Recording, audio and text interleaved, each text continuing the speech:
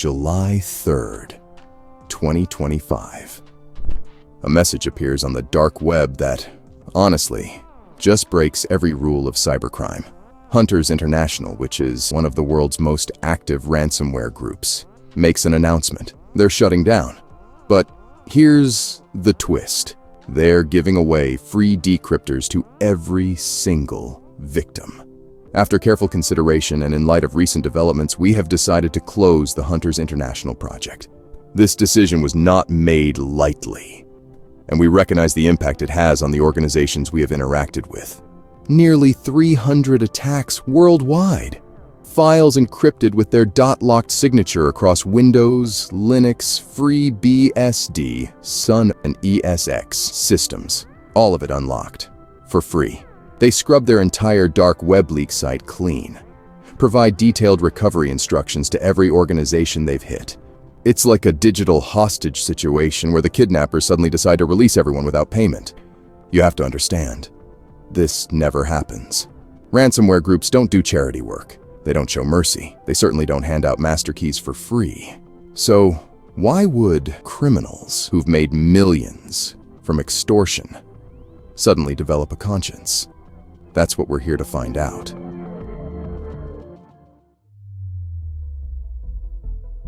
But before we talk about generous gestures, we need to answer a more basic question.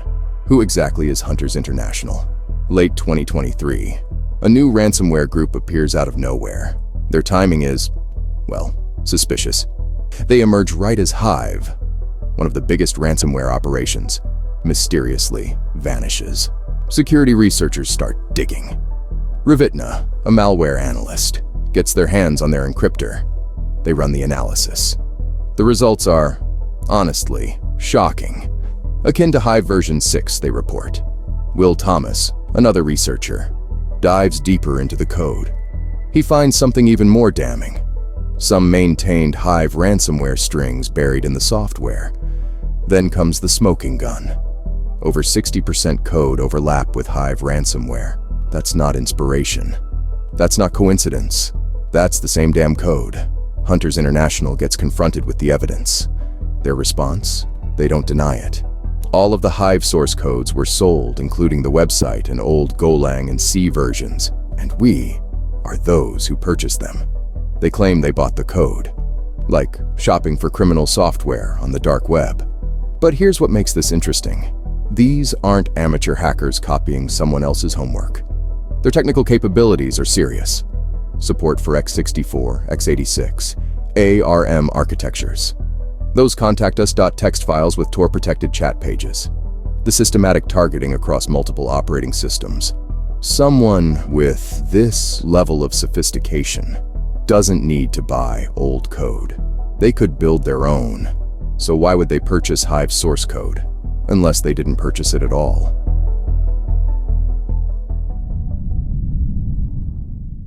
November 19th, 2023. Fred Hutch Cancer Center gets hit. 533.1 gigabytes of patient data vanishes into the dark web. Names, social security numbers, complete medical histories, lab results, insurance details, everything. But here's where it gets personal. December 2023. Over 800,000 cancer patients start receiving emails, not from the hospital, from the hackers themselves. If you are reading this, your data has been stolen and will soon be sold to various data brokers and black markets to be used in fraud and other criminal activities. Think about that for a second. You're fighting cancer. You're already dealing with chemotherapy, radiation, the constant fear of test results. Now you get an email from criminals who have your entire medical history. They want $50 per patient to keep your data off the black market. This isn't how ransomware works. Groups hit the organization, demand payment from executives, threaten to leak data if they don't pay. They don't email patients directly. They don't shake down cancer victims one by one. But that's exactly what happened here. Hunters International bypassed Fred Hutch entirely. They went straight to the patients, the people who can least afford to fight back. Cancer patients whose medical records are worth 10 to 40 times more than credit cards on criminal markets. People already drowning in medical bills. now facing identity theft and financial ruin. The cruelest part? These patients trusted Fred Hutch with their most sensitive information, their fight for survival, their hope for treatment breakthroughs, and now criminals were using that trust against them.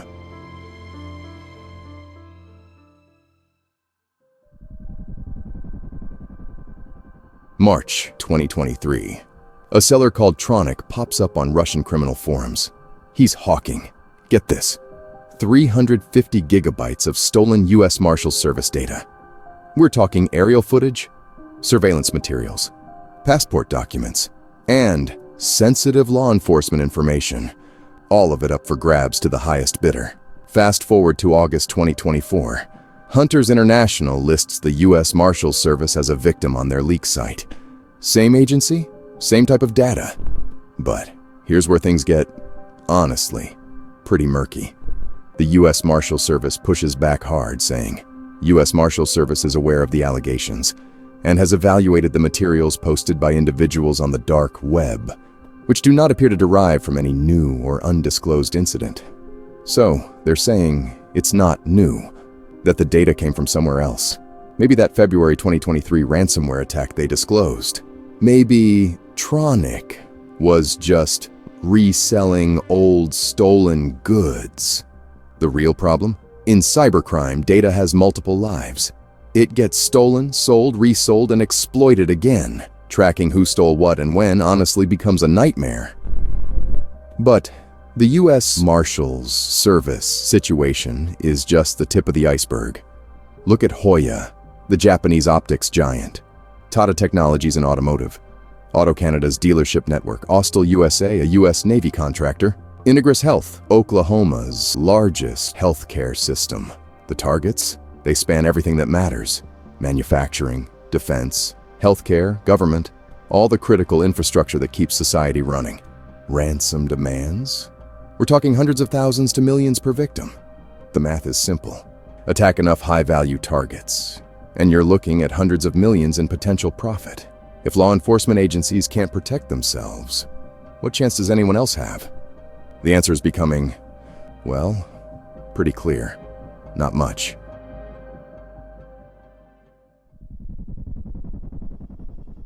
January 1st, 2025, New Year's Day. While the world is celebrating, something else is launching in the shadows. WorldLeaks goes live. Same criminals, same targets, same extortion playbook. But now they've ditched the encryption entirely. It's pure data theft and blackmail. Group IB analysts get their hands on the operation details. Unlike Hunters International, which combined encryption with extortion, WorldLeaks operates as an extortion-only group using a custom-built exfiltration tool. Custom-built. Not purchased, not borrowed. They built new software from scratch. By April 2025, confirmation comes through intelligence channels. Hunters International is still active. They're running WorldLeaks. Now here's the timeline that changes everything. January 1st, 2025. WorldLeaks launches. July 3rd, 2025. Hunters International offers free decryptors and claims they're shutting down. That's 6 months. They ran WorldLeaks for 6 full months before announcing their so-called generous gesture. The free decryptors weren't goodwill. They were a distraction, a magic trick to keep everyone looking at the wrong hand, while they pickpocketed with the other. Think about it. They upgrade their exfiltration tool, build a whole new operation, rebrand completely. Then they offer free decryptors for their old victims while already hitting new ones. You don't abandon a profitable criminal enterprise. You evolve it. The extortion-only model is actually smarter.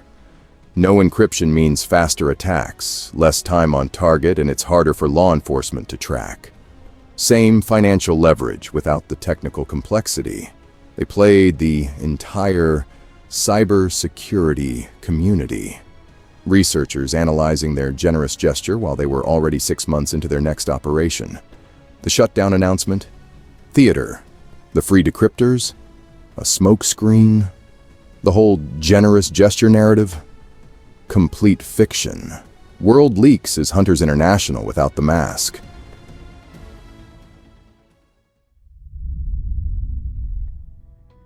Now you can see the real strategy at work. This wasn't just criminal rebranding. This was a masterclass in misdirection.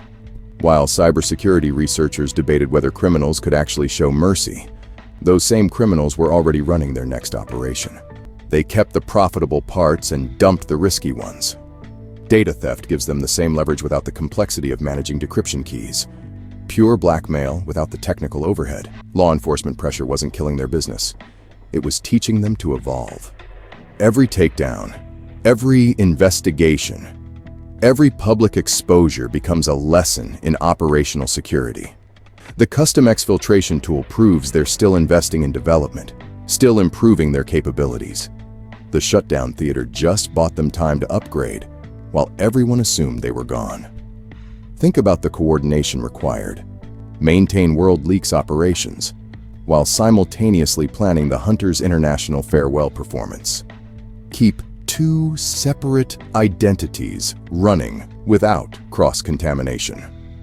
Time the free Decryptors announcement perfectly to maximize credibility. This changes everything for attribution. If criminal groups can maintain multiple identities simultaneously, how do you track their real activities? How do you know when a shutdown is genuine versus just strategic theater? Other criminal organizations are watching. They're learning. The template is now proven. Apparent goodwill can be the perfect cover for continued operations. The game just got more complex. And honestly, the criminals are winning.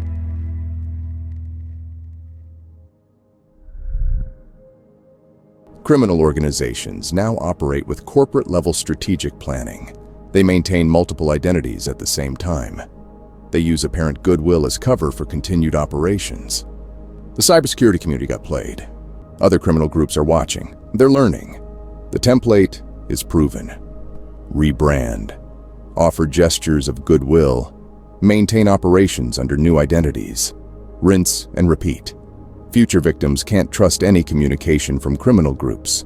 That includes apologies, shutdown announcements, or offers of free assistance. All of it could be strategic theater. The extortion-only model is spreading. This isn't the end of the story. It's the beginning of a new chapter where criminal organizations think 3 moves ahead while defenders react to their last move. The next time you see a ransomware group announce they're shutting down out of conscience, remember this case. They're probably already planning their next operation.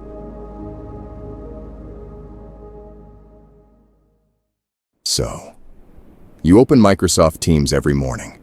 You check your messages, join meetings, and share files with colleagues. Honestly, it's just what you do every single day. It's trusted and safe, right? But what if I told you that in the past year, this exact same platform became one of the most dangerous attack vectors targeting enterprises worldwide? Black Basta ransomware crews started weaponizing Teams communications. So did Cactus. These are cybercriminal organizations that have held entire corporations hostage for millions. The phishing campaigns look totally legitimate. They come through Teams channels you recognize, from users who seem familiar. You click the link in their message and boom, you're compromised. It could be hours, days, or even weeks later. But best believe that every computer in your company is getting locked with military-grade encryption. But there was one thing in common with these campaigns. Something evil that was giving these ransomware gangs capabilities they never had before. Don't go anywhere because I'm about to blow the lid off this bit.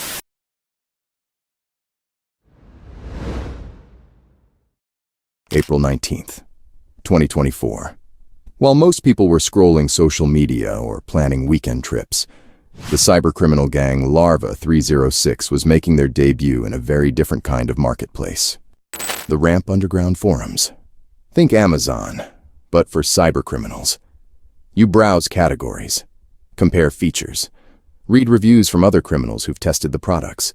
Except instead of buying kitchen appliances, you're shopping for malware that can compromise entire corporate networks. Larva 306 posted their first advertisement that day, a new tool called SkitNet. The pitch was simple but compelling.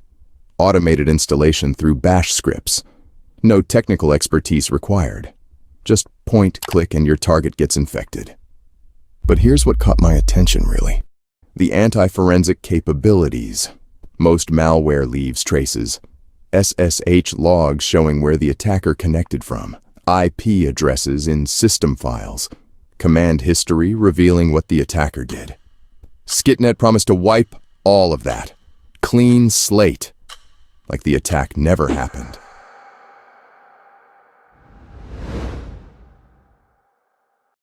One month later, law enforcement agencies across the globe were celebrating their biggest cybercrime victory in years. Operation Endgame. May 2024. Coordinated raids across multiple countries. Servers seized. Arrests made. The established botnet infrastructure that had terrorized enterprises for over a decade was finally dismantled. Quackbot went dark. Iced ID collapsed. These weren't just malware families. They were the backbone of cybercrime operations worldwide. Security researchers were calling it a watershed moment, the beginning of the end for organized cybercrime. But when you destroy established criminal infrastructure, you don't eliminate demand. You create opportunity. Think about it. Thousands of ransomware operators who'd relied on Quackbot and Iced ID suddenly found themselves without their primary attack tools. But they still had targets. They still had demands from their criminal organizations. They needed alternatives. Fast. And they needed them cheap. The established botnets were expensive. Complex. Required connections and reputation in the criminal underground. But Larva 306's Skitnet? It was affordable. Simple to deploy. While law enforcement was patting themselves on the back, they'd inadvertently created the perfect market conditions for Skitnet. The criminal marketplace abhors a vacuum, and Skitnet was positioned to fill it.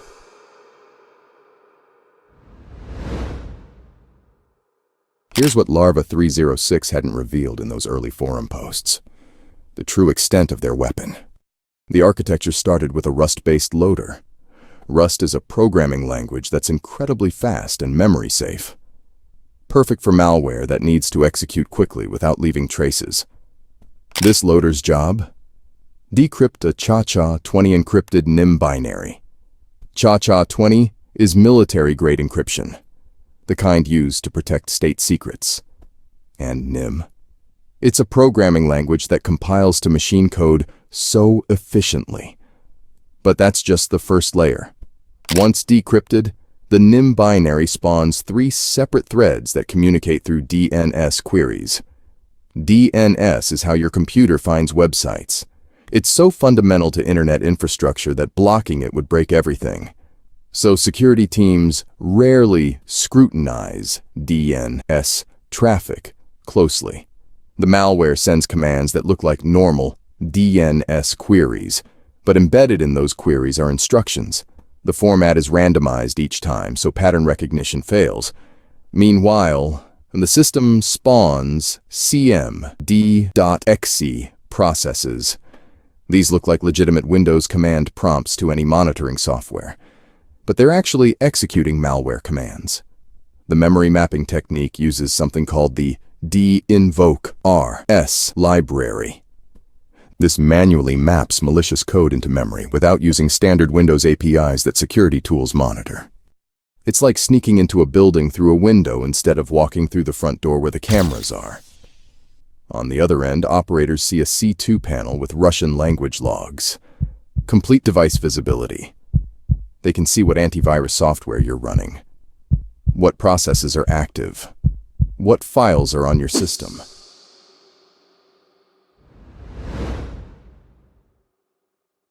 Now here's the number that's going to blow your mind. 75%. That's how much of the ransomware landscape Skitnet dominated in 2024. 3 out of every 4 ransomware incidents involved this single malware family. One tool by these criminal entrepreneurs took 75% market share in the ransomware economy. Early 2025, the adoption exploded. Black Basta crews who'd been struggling without Quackbot suddenly had access to something better. Cactus operators found they could penetrate networks they'd never been able to touch before.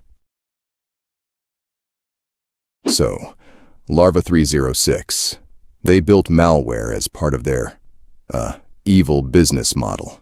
Ransomware operators could, subscribe to Skitnet, just like you subscribe to Netflix. There were monthly payments, technical support, and, of course, regular updates. It's quite the, sinister setup, don't you think? And those ransomware gangs I mentioned at the beginning, well, they weren't just using Teams phishing as an entry point.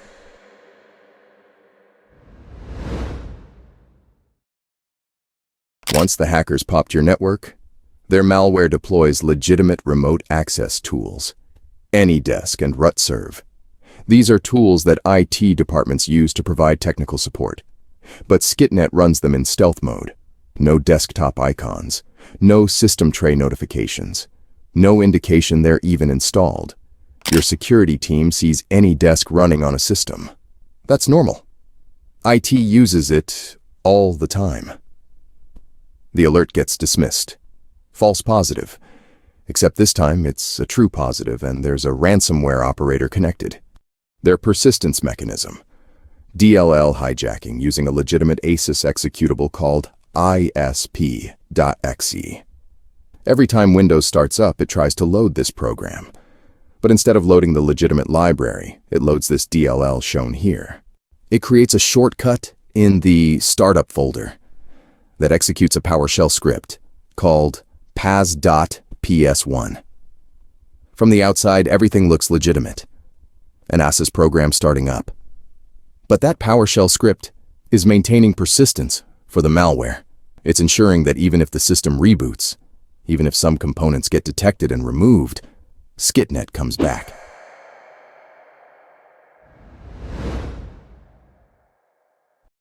We've got some intel on Skitnet's infrastructure. These are their command and control servers. These are the IP addresses where Skitnet talks back to. Block these IPs from your network. Create a firewall rule to block traffic to them. You'll cut off the malware's communication channels.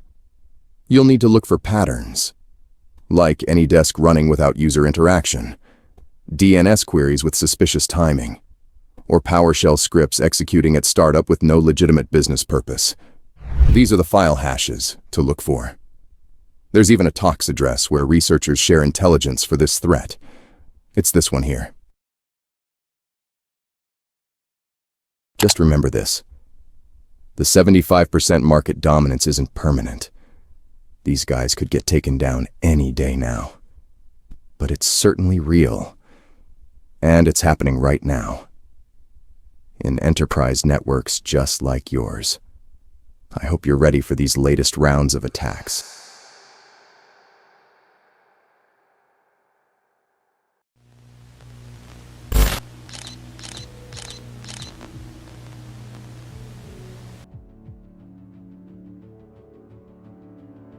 February 2024. A user called Coley posted on the Ramp forum. He wasn't selling drugs or stolen credit cards. He was launching something bigger. Ransom Hub. Think of it like a franchise system. McDonald's, but for cybercrime. Coley provided the tools, training, and brand. Affiliates did the actual work. The economics were brutal. Most ransomware operations keep 70 to 80% of the profits. Coley offered his affiliates 90%. He threw in detailed extortion and negotiation guides. Everything you'd need to terrorize a company and get paid for it. The technical specs were impressive. Multi-platform ransomware that worked on Windows, Linux, FreeBSD, and ESXi systems. This wasn't amateur hour. Ransom Hub used SMB and SFTP protocols to deploy encryption. These are the highways that data travels on in corporate networks.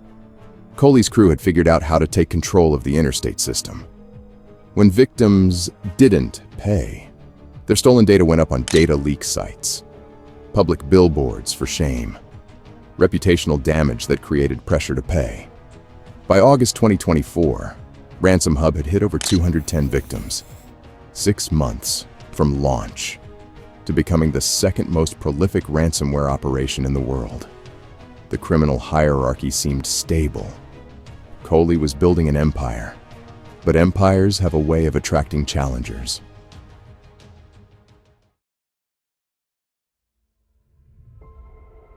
March 2025. A new player stepped into the arena.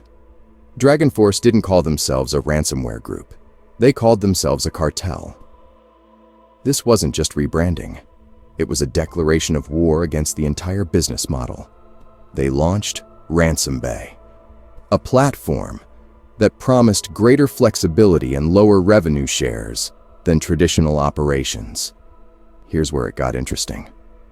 While Coley was giving affiliates 90%, Dragon Force flipped the script entirely.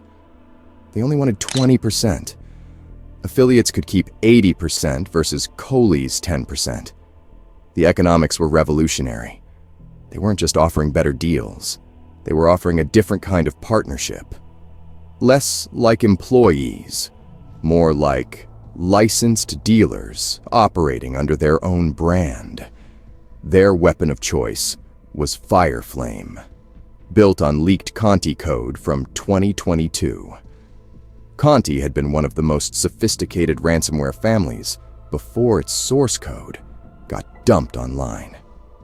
Dragon Force took that military-grade blueprint and weaponized it. Their initial command and control infrastructure used HTTP and HTTPS protocols. Early servers traced back to Iran, including this IP address. Iran hosting meant sanctions-resistant infrastructure. Law enforcement disruption just got a lot more complicated. Dragon Force wasn't just competing with Coley's empire, they were building something entirely different. The question wasn't whether they could challenge Ransom Hub. The question was what they were really capable of.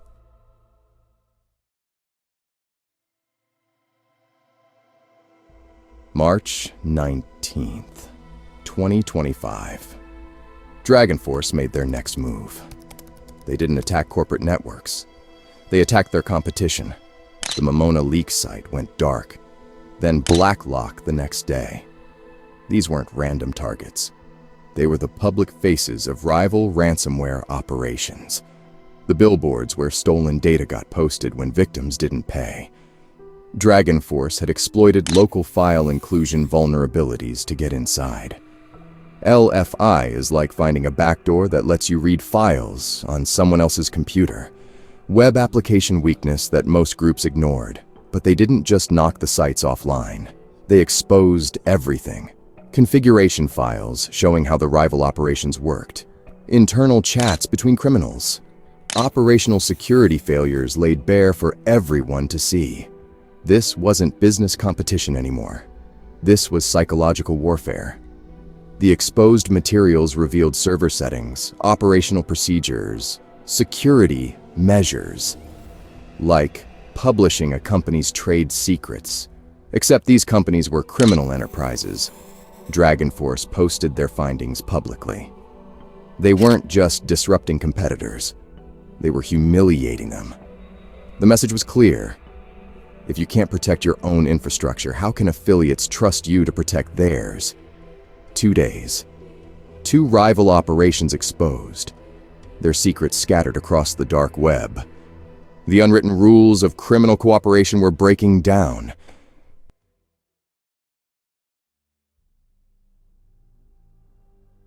The defacements weren't random acts of vandalism. They were a message. Dragon Force had proven they could penetrate criminal infrastructure that other groups considered secure. If Momona and Blacklock couldn't protect themselves, who could? The timing was strategic. Both attacks happened within 24 hours. Coordinated, calculated, designed to maximize psychological impact. But these weren't Dragon Force's real targets. They were practice. Every successful breach demonstrated evolving technical capabilities. Every exposed configuration file revealed new attack vectors. Every humiliated rival proved that the established order was vulnerable. The criminal ecosystem was starting to crack. Trust between groups was eroding. Affiliates were questioning whether their chosen operations could protect them. And Coley was watching it all unfold. His empire had weathered 6 months of explosive growth, from forum post to global threat in half a year. But empires built on trust collapse quickly when that trust disappears. Dragon Force's attacks weren't just targeting random competitors. They were systematically dismantling the credibility of established operations, building a case that the old ways didn't work anymore. The cartel model wasn't just about better revenue splits. It was about proving that traditional ransomware hierarchies were obsolete. 2 rival operations exposed, their secrets scattered across the dark web, their reputations destroyed. But Ransom Hub was still standing, still operating, still claiming to be the second most prolific operation in the world. That made them the biggest target of all.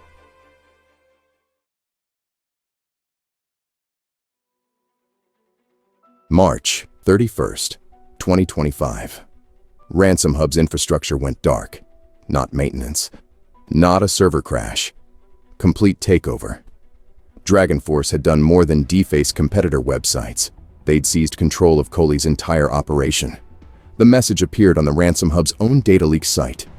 Ransom Hub RIP, March 3rd, 2025.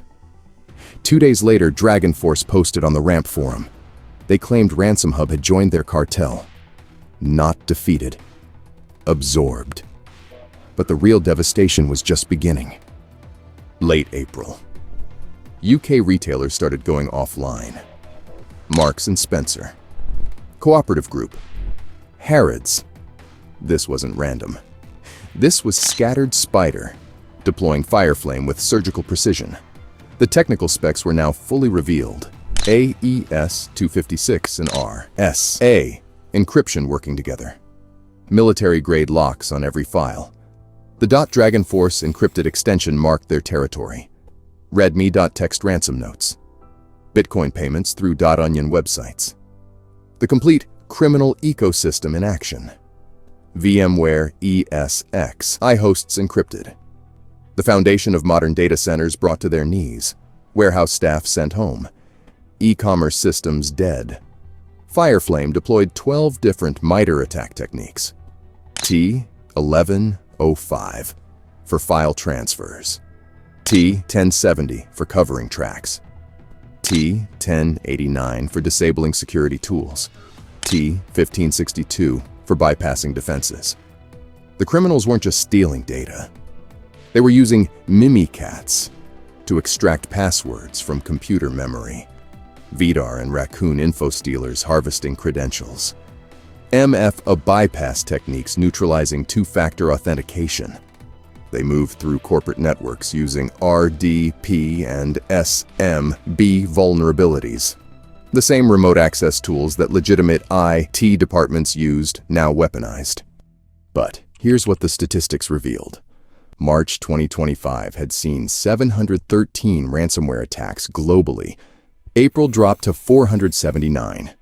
The criminal infighting had created chaos, but chaos didn't mean safety. Customers couldn't shop online. Employees couldn't access systems. Supply chains broke down. The abstract cyber warfare had become tangible human cost. Coley's empire was gone. But the victory had unleashed something worse than organized crime. Unpredictable criminal warfare.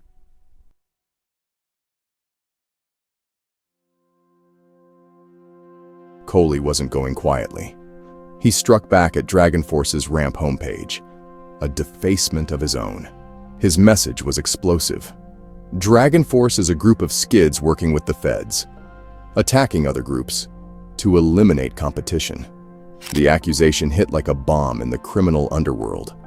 Law enforcement collaboration is the ultimate betrayal, like accusing a mafia family of being FBI informants. But the damage was already done. The UK's National Crime Agency was watching all of this unfold. Their assessment was chilling. They called it a post-trust ecosystem among cybercriminals. Think about what that means. A business environment where companies can't trust their suppliers, partners, or competitors not to sabotage them. When criminals can't trust other criminals, operations become unpredictable. Warned about erratic future attacks and unpredictable threats.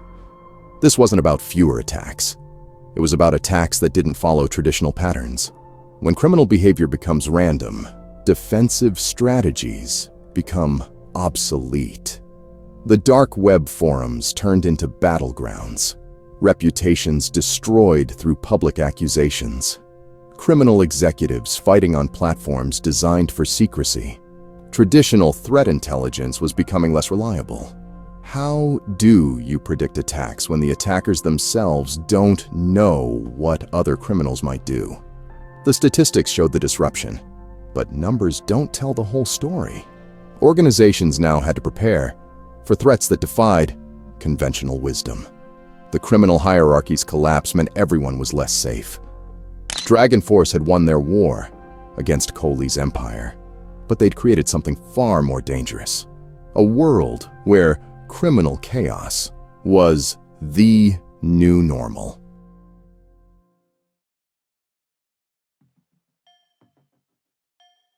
Dragon Force had won their war against Kohli's empire. But what kind of victory was it? They'd achieved their goal of dominating the ransomware market, absorbed Ransom Hub, proven their technical superiority, made their cartel model the new standard. But they'd also destroyed the very ecosystem they wanted to control. The criminal underworld had operated on unwritten rules for years. Cooperation over competition, stable hierarchies, predictable behavior patterns. Dragon Force shattered all of that. Now every criminal operation was a potential target. Every forum post could be warfare. Every partnership could be betrayal. The retaliatory attacks continue. The accusations fly. The infrastructure warfare spreads. This isn't just about ransomware groups fighting each other anymore. It's about the fundamental breakdown of criminal cooperation. When criminals can't trust other criminals, they become more dangerous to everyone else. The battleground has shifted. It's not just corporate networks under attack. It's the criminal infrastructure itself. Data leak sites get defaced. Command and control servers get hijacked. Entire operations disappear overnight. Organizations trying to defend against these threats face a new reality. The attackers themselves don't know what other attackers might do. Traditional threat intelligence assumes some level of predictable behavior. But predictability died with Kohli's empire. The next attack could come from anywhere, follow any pattern.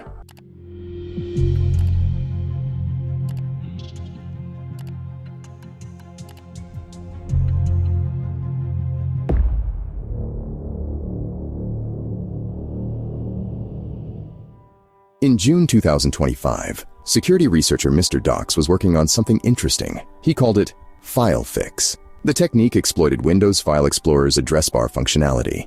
You know that little bar at the top of every folder window? The one you've clicked thousands of times? Mr. Docs figured out how to weaponize it. File fix used PowerShell commands disguised as file paths. The trick was comment syntax. The string is a PowerShell command disguised to look like a file path using comment syntax. Think about that for a second. Windows File Explorer is probably the most trusted interface on your computer. You use it every day. You don't think twice about clicking in that address bar. Mr. Docs had found a way to turn that trust into a weapon. The technique was elegant.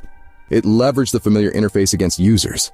They'd see what looked like a normal file path, but underneath, it was malicious code waiting to execute. This wasn't just another phishing trick. This was social engineering, using Windows' most basic functionality. Mr. Docs had created something new, something that could trick users into pasting malicious code into their most trusted interface. The question was, what would happen when the wrong people found out about it?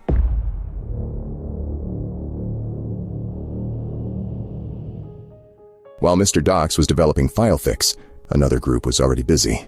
They called themselves Interlock. September 2024 was when they first appeared. Their method was simple but effective. They compromised websites and loaded them with fake browser updates. You'd visit a site and get a pop-up. Your Chrome needs updating. Microsoft Edge requires a security patch. Most people clicked through. But these weren't real updates. They were Pi installer files packed with PowerShell backdoors. Interlock didn't stop there. They kept improving their backdoor. Version 1 became version 2, then version 3. They pushed it all the way to version 11.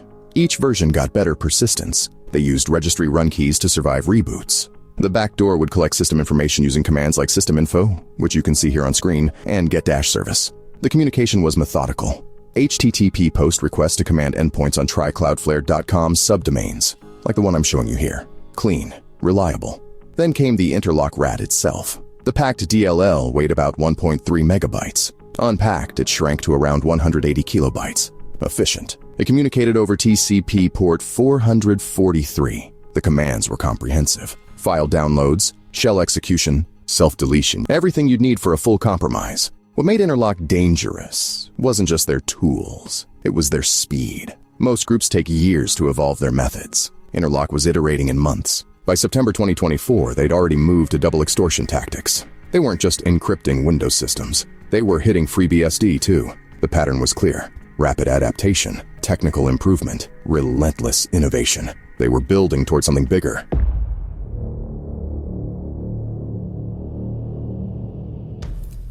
By January 2025, Interlock needed something new. Their fake browser updates were getting caught too often. They pivoted to ClickFix. The technique used fake CAPTCHA prompts to trick users into executing PowerShell commands. You know how this works. You're browsing a site and hit a wall. Verify you're human. Click the box. Sometimes you need to copy and paste something. Interlock weaponized that familiar process. They set up sites like this domain I'm showing you on screen, and advanceipscanner.com. The pages looked legitimate. Users would see a CAPTCHA prompt and follow the instructions. But instead of proving they were human, they were executing malicious PowerShell commands. The payloads were the same. Pi installer files, obfuscated loaders, credential stealers like Llama Stealer and Berserk Stealer. Interlock knew security researchers were watching. In February 2025, they added technical guardrails to their PowerShell loaders. The code would check system manufacturer. If it found the quick emulator, it would exit. That's a common virtualization platform used in sandboxes. Memory size had to be at least 4 gigabytes. Most sandboxes run lean. Computer name was another tell. If it started with desktop followed by random characters, the loader would bail. That's a default Windows naming pattern often used in analysis environments. Interlock used at least 4 URLs to host fake CAPTCHA prompts. They were scaling the operation, but something was wrong. The technique was losing effectiveness. Detection rates were climbing. Users were getting smarter. ClickFix was burning out. Interlock needed to find their next move. The group was running out of reliable delivery methods. Each technique had a shorter lifespan than the last. They needed something that would work longer. Something that leveraged trust in a way that was harder to detect. Something was coming.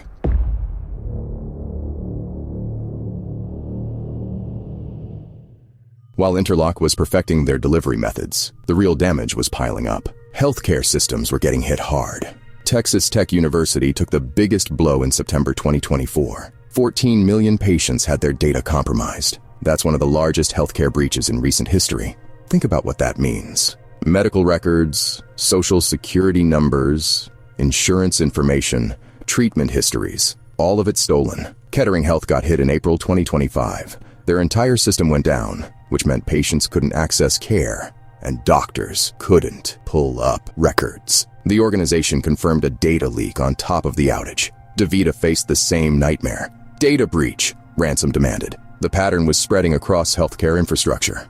But Interlock wasn't just stealing data anymore. They were getting aggressive with threats. By February 2025, ransom notes started including legal warnings. According to Sequoia, the messages read, violations of laws such as General Data Protection Regulation, Health Insurance Portability and Accountability Act, California Consumer Privacy Act, Gramm-Leach-Bliley Act, and New York State Department of Financial Services Cybersecurity Regulation.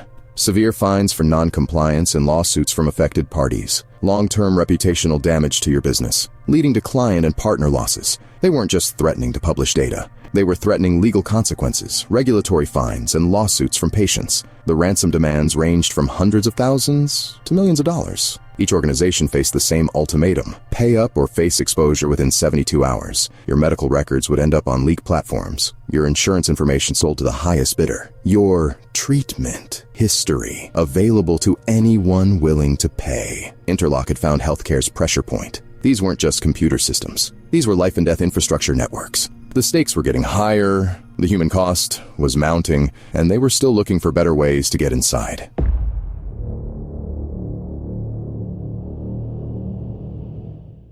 July 2025 changed everything. Interlock found Mr. Dox's FileFix research. They didn't just study it, they weaponized it. The group started using FileFix for PHP rat delivery. The infrastructure was the same trycloudflare.com network they'd been using, but the delivery method was completely different. Mr. Dox had built FileFix as a research tool, something to demonstrate a vulnerability. Interlock turned it into a criminal weapon. The technique was perfect for their needs. File Explorer's address bar looked completely innocent. Users saw what appeared to be a normal file path. They had no reason to suspect anything. But underneath, the PowerShell commands were waiting.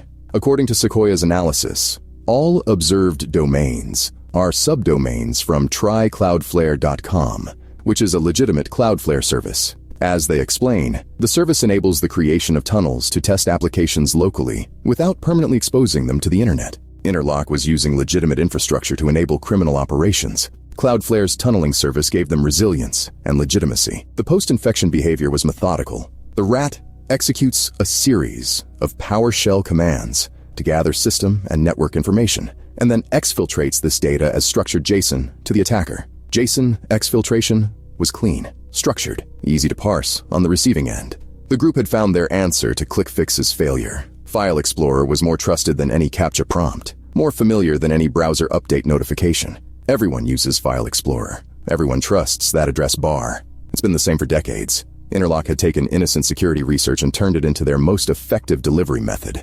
The researcher's dilemma had become a criminal solution.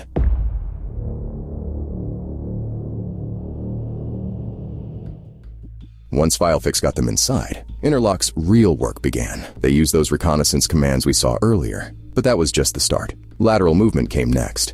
They deployed RDP with stolen credentials, used PuTTY for secure shell access, and leveraged AnyDesk and LogMeIn for remote desktop control. They had multiple ways to spread through networks. The encryption process was methodical, using AES CBC encryption provided by the limtomcrypt library. They tagged files with .interlock or .interlock variation extensions. You'd know exactly who hit you, but they were smart about covering their tracks. The Windows encryptor would clear Windows event logs, leaving no breadcrumbs behind. The ransomware executed daily at 8 p.m. like clockwork. It would systematically target logical drives from A to Z. The C drive got skipped, though, because they needed the system functional. Critical files stayed untouched. No .dll or .exe files got encrypted. They wanted ransom payments, not dead computers.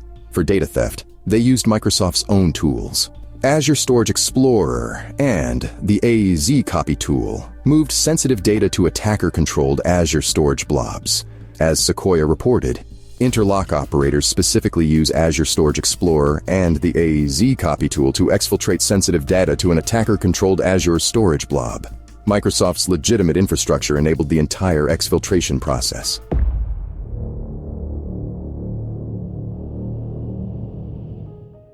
May 2025 brought another shift.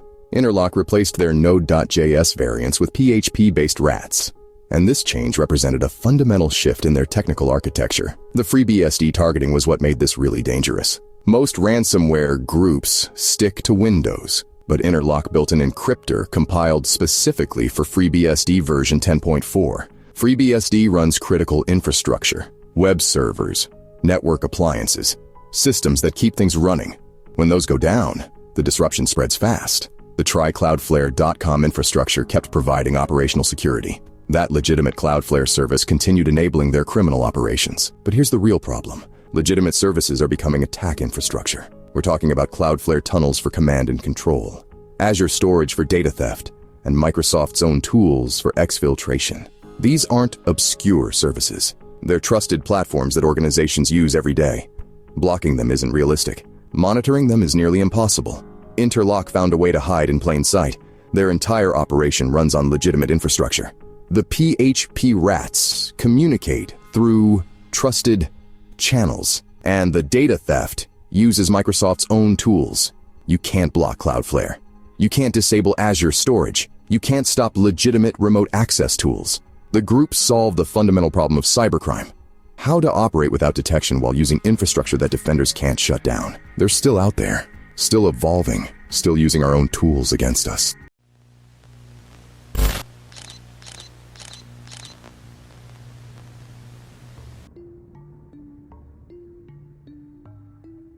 You think the internet you use every day is the whole story? Think again. Beneath the surface of Google searches and social media feeds runs a parallel digital universe, the dark web, a place where your location disappears, your identity vanishes, and anything can be bought or sold. This hidden network runs on something called Tor, the onion router. Every time someone uses Tor, their internet traffic gets wrapped in multiple layers of encryption, like an onion. It bounces through random computers around the world before reaching its destination. By the time it gets there, tracking it back to you is nearly impossible. The dark web uses special addresses ending in .onion instead of .com or .org. These addresses look like random gibberish, a string of letters and numbers that lead to websites completely invisible to regular search engines. Law enforcement can't just Google their way to these hidden marketplaces. But in May 2025, law enforcement agencies across 10 countries executed the largest coordinated strike against the dark web in history. Operation Raptor. 270 suspects arrested. Millions in cash seized. Drugs, guns, and digital evidence hauled away by the truckload. This is where Operation Raptor got interesting. When investigators seized servers and analyzed their logs, they weren't just looking at one computer. They were mapping an entire criminal ecosystem. It shone light on the thriving marketplace where your stolen credit card information sells for $10, where deadly drugs get shipped to your neighborhood, where scams targeting your inbox get planned and executed.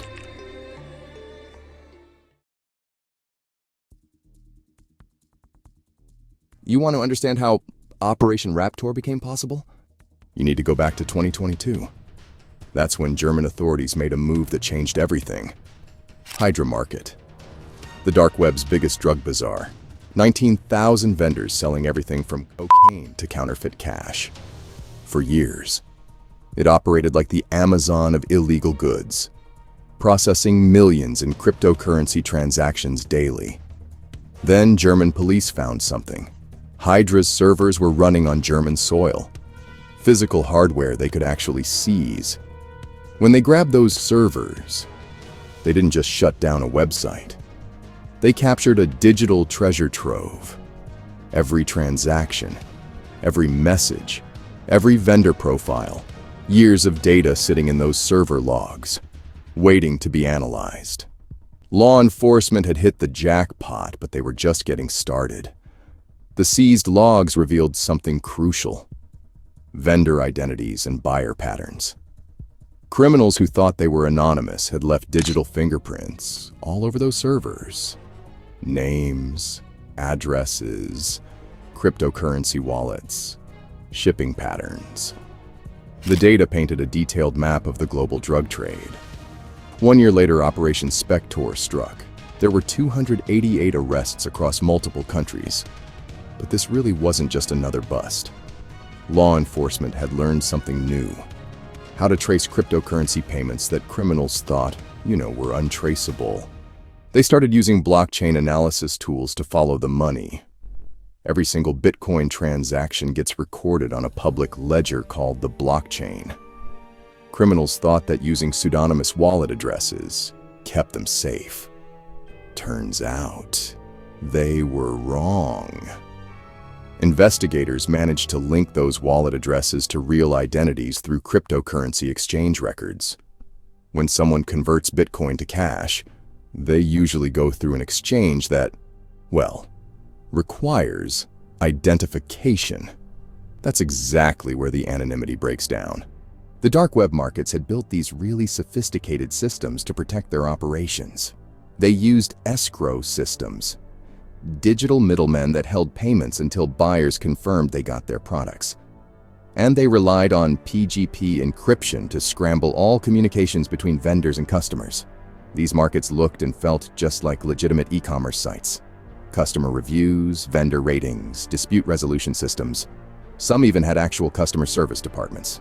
But underneath all that user-friendly design, they were still vulnerable. Law enforcement started making undercover purchases. Every transaction created evidence. Every communication got logged. Every package shipped left a trail that could, be followed back to its source. Then came the big fish. Rui Xiang Lin ran Incognito Market, a dark web drug empire worth over $100 million. When authorities finally caught him, they seized more than just money. They got access to his entire operations data. But honestly, the real wake-up call came from California. Federal agents uncovered a fentanyl operation moving 120,000 pills through dark web sales. These weren't just numbers in a database. These were deadly doses that could kill hundreds of people. Each of these operations fed intelligence into the next. Hydra's server logs identified vendors who moved to other markets. Spector's cryptocurrency traces revealed money laundering networks that spanned continents. Every arrest led to more evidence, more connections, and, more targets.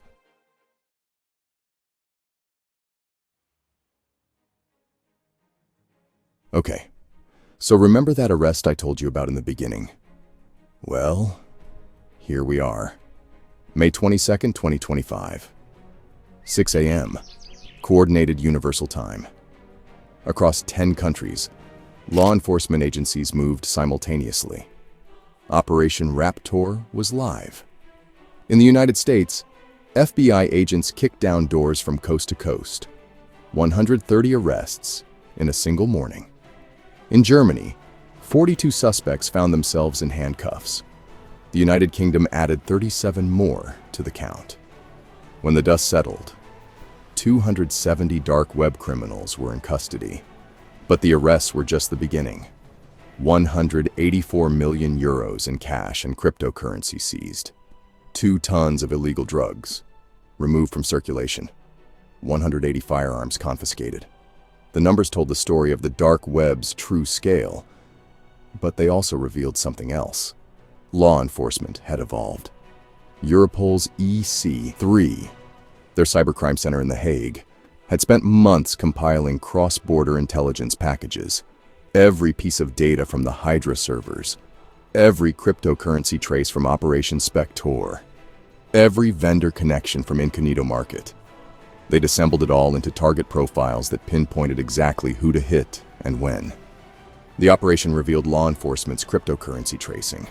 Criminals had moved beyond Bitcoin to Monero, a privacy-focused digital currency designed to hide transaction details. They thought Monero's built-in mixing made them untouchable. They were wrong. The IRS, Criminal Investigation Unit, had developed something called chain hopping analysis. When someone uses Monero mixing services to obscure their transactions, the money still has to come out somewhere. IRS CI followed those mixed coins through multiple wallets and services until they found the cash-out points, the moment when digital currency became real money in real bank accounts. One of their biggest catches came from seizing servers in Lithuania. Nemesis Market had been running its operations from Lithuanian infrastructure, thinking geographic distance would protect them. When authorities grabbed those servers, they found detailed logs of every transaction, every user, every vendor relationship. The server seizure led them straight to Beruz Parsarad, Nemesis Market's operator. Not only did they arrest him, they hit him with financial sanctions that froze his assets worldwide. FBI Director Kash Patel stood before the cameras that afternoon. "Their crimes end today," he said. But his words carried weight beyond the immediate arrests. They signaled that law enforcement had cracked the dark web's technical defenses. The coordinated timing wasn't just for show. Criminals rely on communication networks to warn each other about law enforcement activity. By hitting simultaneously across multiple time zones, Operation Raptor prevented the usual chain of warnings that let suspects escape or destroy evidence. But the real breakthrough wasn't the arrests themselves. It was what the operation revealed about law enforcement's new capabilities. They'd learned to turn the dark web's own tools against it. Every encrypted message that criminals thought was secure had been intercepted and decoded. Every cryptocurrency transaction they believed was anonymous had been traced back to real identities. Every server they assumed was safely hidden had been located and penetrated.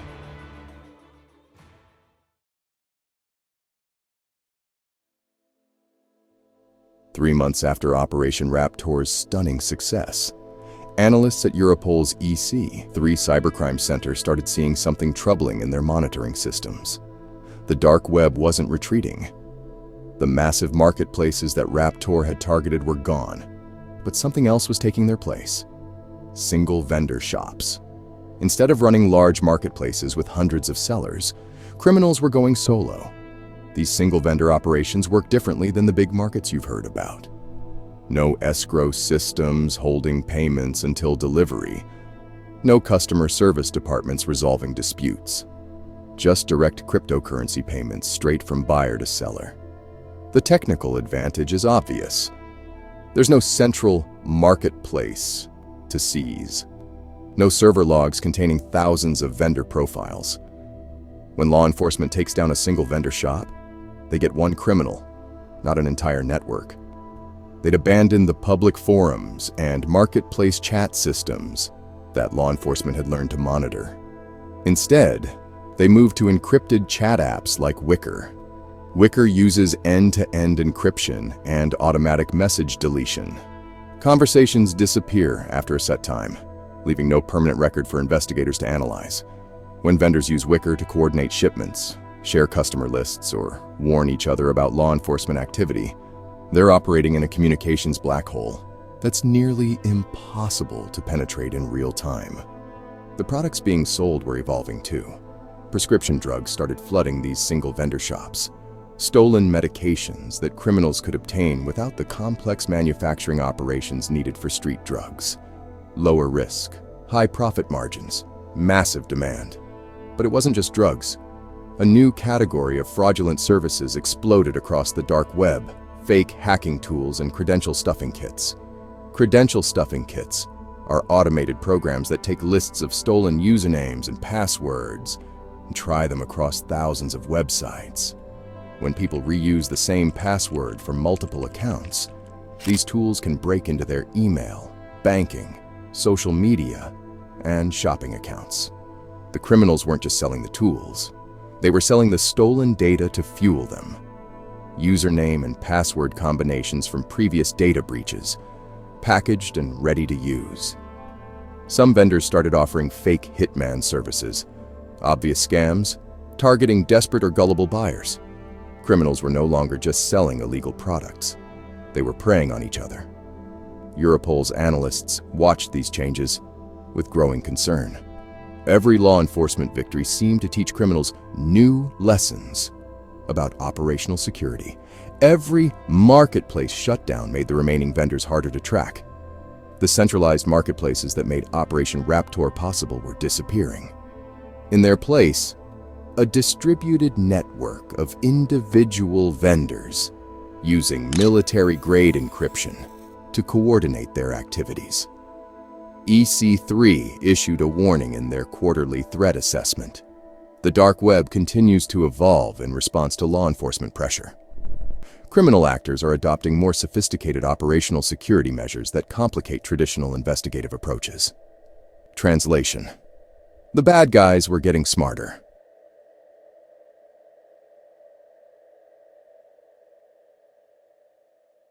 That scam email sitting in your inbox right now? The one promising easy money or threatening to close your account? There's a good chance it started on the dark web. Criminal vendors are selling your stolen credit card information for $10. $10. Less than what you'd pay for lunch. Your name, card number, expiration date, and security code bundled together and sold to whoever wants to drain your account. This isn't some theoretical cyber threat happening in a distant digital realm. These criminals have turned your personal information into a commodity. They're trading your data like baseball cards. And every piece they sell makes their next scam more believable, more targeted, more likely to succeed. But the technical sophistication goes deeper than you might think. When these criminals ship drugs to buyers, they're not just throwing packages in the mail and hoping for the best. They're using something called steganography, hiding secret tracking data inside innocent-looking images. Steganography works by embedding hidden information in digital photos that appear completely normal. A criminal can take a regular photo of a sunset, embed shipping tracking numbers or delivery instructions in the image's digital code, then email that photo to their network. To anyone intercepting the email, it looks like a harmless picture. But to other criminals who know how to extract the hidden data, it's a detailed shipping manifest. Postal inspectors looking through packages see a normal greeting card with a pretty picture. They have no idea that image contains GPS coordinates for a dead drop location or instructions for the next shipment. Your neighborhood is part of their distribution network. Your local post office is processing their packages. Your streets are their delivery routes. The dark web isn't some distant underworld that only affects other people.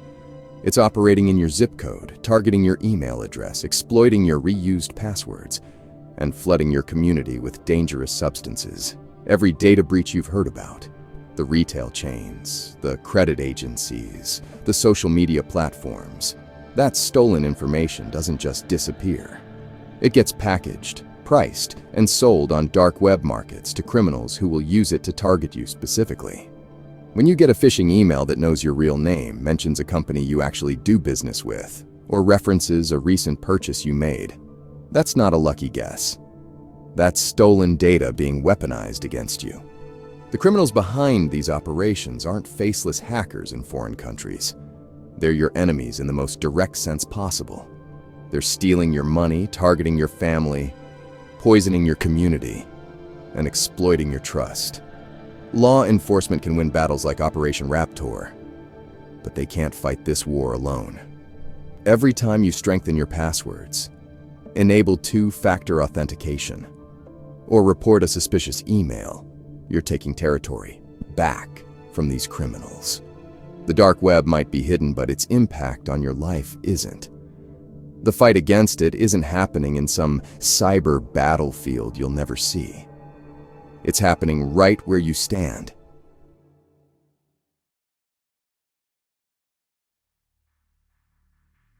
Here's what law enforcement doesn't want you to know about that victory celebration. The dark web is operating 3 clicks away from your morning coffee. That credit card number you used for lunch yesterday, it's for sale right now for $10. $10. Less than what you paid for that sandwich. Dark web vendors are packaging stolen financial data like they're running a Black Friday sale, and your information is the best seller. When these criminals ship drugs to buyers, they're not just tossing packages in the mail and hoping for the best. They're using something called steganography, hiding tracking information inside innocent-looking images. That vacation photo attached to an email, it could contain shipping coordinates for a fentanyl delivery. The postal inspectors see a harmless JPEG, but the buyer sees exactly when their deadly package arrives. You think you're safe because you don't browse dark web markets. You're wrong. Every data breach, every phishing email that lands in your inbox, every fake prescription pill that hits your neighborhood, it all traces back to these hidden networks.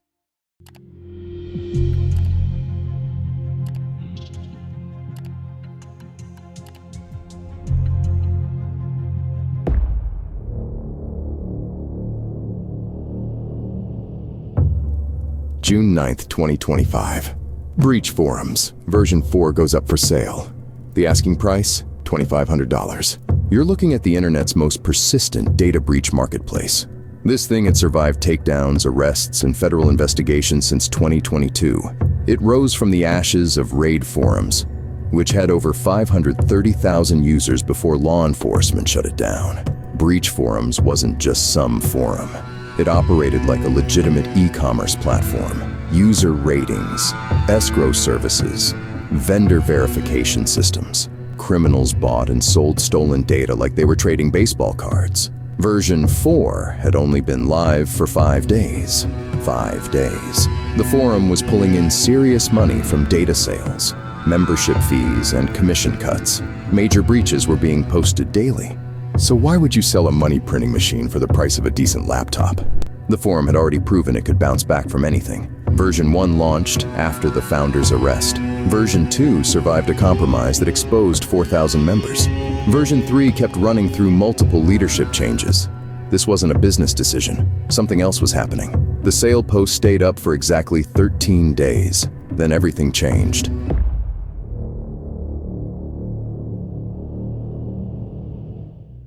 The group behind that forum sale? Shinyhunters. They'd been building their empire since 2020. These weren't random hackers throwing malware at websites. Shinyhunters targeted telecommunications companies, e-commerce platforms, technology firms, and major retailers. They had a system. March 2024. France Travail gets hit. That's France's national employment agency. 43 million people compromised. We're talking about 63% of France's entire population, not just email addresses either. Social security numbers, employment records, personal contact information, everything you'd need to destroy someone's financial life. But Shinyhunters wasn't done with France. September 2024, Boulanger, France's largest electronics retailer, gets breached. 27 million records stolen. 2 million unique email addresses, names, addresses, phone numbers. Here's what made this one different: precise geolocation data. They knew where these people lived, worked, shopped. They'd mapped out the daily lives of millions of French consumers. Shinyhunters used credential theft to get initial access. Their toolkit included phishing campaigns, brute force attacks, and credential stuffing. Once they were inside, they moved laterally through networks using tools like PsExec. Data exfiltration happened through FTP servers. Everything was clean, efficient, and honestly, hard to detect until it was just way too late. The technical sophistication was impressive, no doubt, but what really set them apart was, well, scale. They weren't just hitting one company and disappearing. Instead, they were systematically targeting entire sectors across multiple countries. By 2025, they'd built the infrastructure to support it all. Forums, marketplaces, distribution networks, a complete criminal ecosystem. And yeah, law enforcement was starting to notice.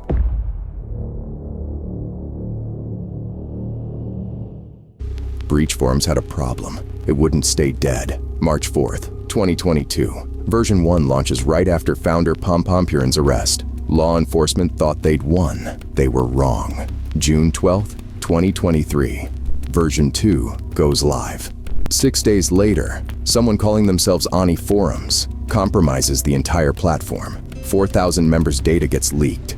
Names, email addresses, private messages, the whole thing. Most criminal forums would disappear after that kind of exposure. But breach forums came back stronger. Version 3 appears. May 29th, 2024. This time, the leadership structure changes completely. Shinyhunters hands control to someone called Anastasia. Then, on August 1st, 2024, IntelBroker takes over. His real name was Kai West. Each version learned from the previous failures. Enhanced encryption protocols, distributed hosting across multiple jurisdictions, backup systems that activated automatically when the main site went down. The forum wasn't just surviving attacks, it was evolving because of them.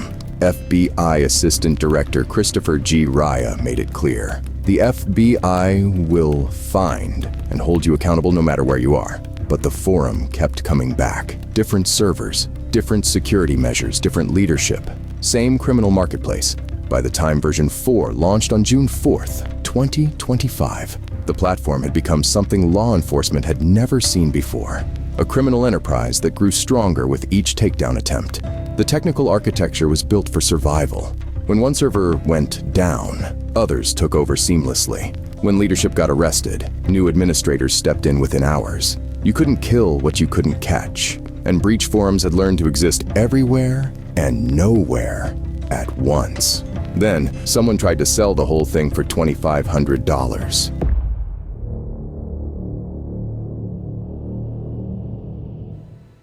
Kai West thought he was untouchable.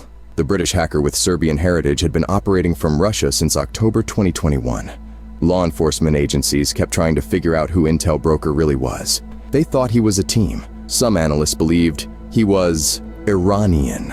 West found this amusing. He was just one guy with serious skills and zero fear. By 2023, he'd escalated everything. Over 80 leaks affecting more than 400 organizations. He wasn't just stealing data anymore. He was making statements. When West took control of breach forums on August 1st, 2024, he brought a personal touch to the operation. The forum's influence grew under his leadership. More vendors, bigger breaches, higher profits. But running the internet's most wanted criminal marketplace made him a target. February 2025. French authorities arrest West. The charges? Sealed. Nobody knew what evidence they had or what crimes they were pursuing. This wasn't just France acting alone. US and French authorities had been coordinating for months. Extradition processes in cybercrime cases require serious evidence. Multiple jurisdictions, multiple victims, multiple legal systems all working together. West's location in Russia had protected him for years, but traveling to France changed everything. The moment he crossed that border, he became vulnerable. The sealed charges meant law enforcement was playing this differently. They weren't announcing victories or revealing evidence. They were building something bigger. West's arrest in February should have been a warning to his associates. The charges remaining sealed meant prosecutors were still working, still gathering evidence, still hunting. By June, those sealed charges would make perfect sense.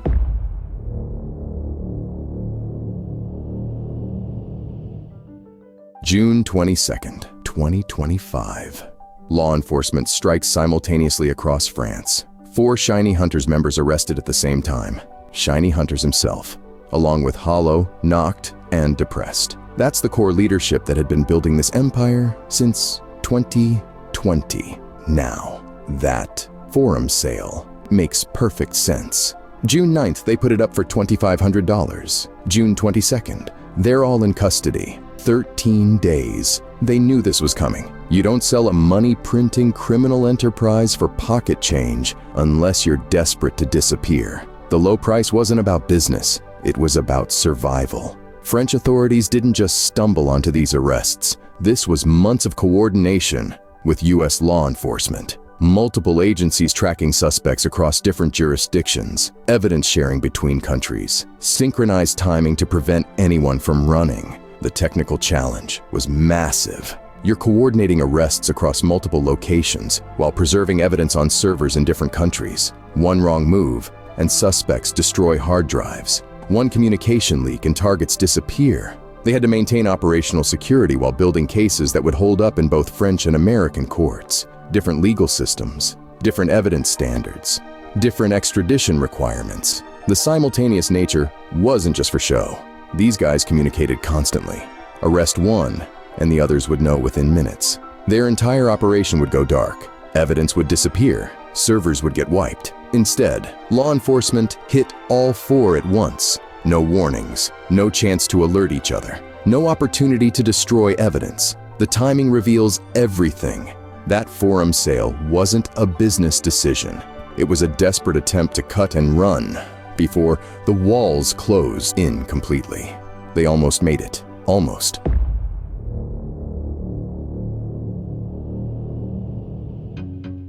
June 25th, 2025. 3 days after those arrests, Kai West's charges get unsealed. The financial damage: $25 million across hundreds of organizations. West personally earned over $2 million selling stolen data on breach forums. The charges were serious: conspiracy to commit computer intrusions, wire fraud. Federal prosecutors were seeking extradition from France to the United States.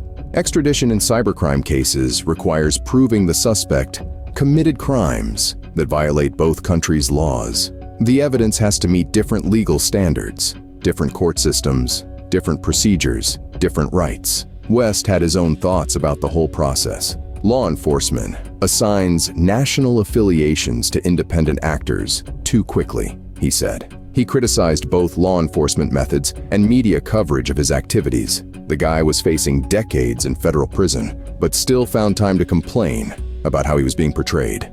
Those sealed charges from February now made sense. Prosecutors had been building cases against multiple targets while keeping everything quiet. The coordination between French and US authorities involved sharing evidence, witness testimony, and technical analysis across two legal systems. West's extradition hearing was scheduled for later that year. His associates were facing similar proceedings. The $25 million in damages didn't include the cost of incident response, system rebuilding, or lost business. That was just the direct financial impact investigators could measure.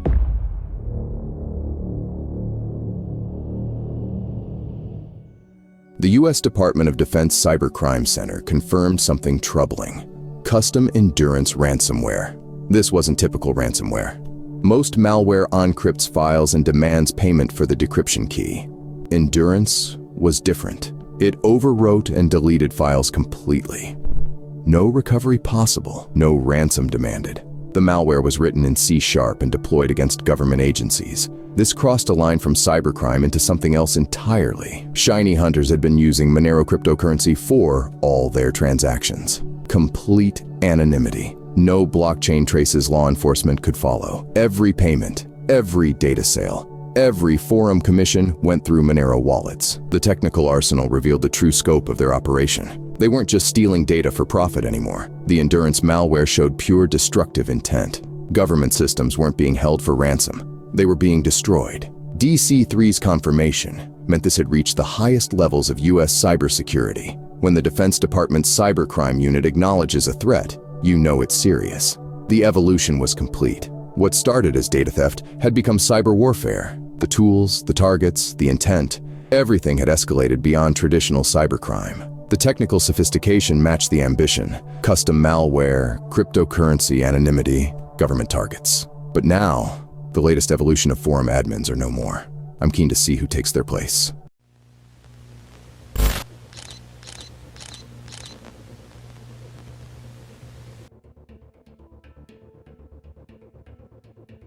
You're trying to withdraw $25,000 from your crypto wallet, money you earned playing a video game.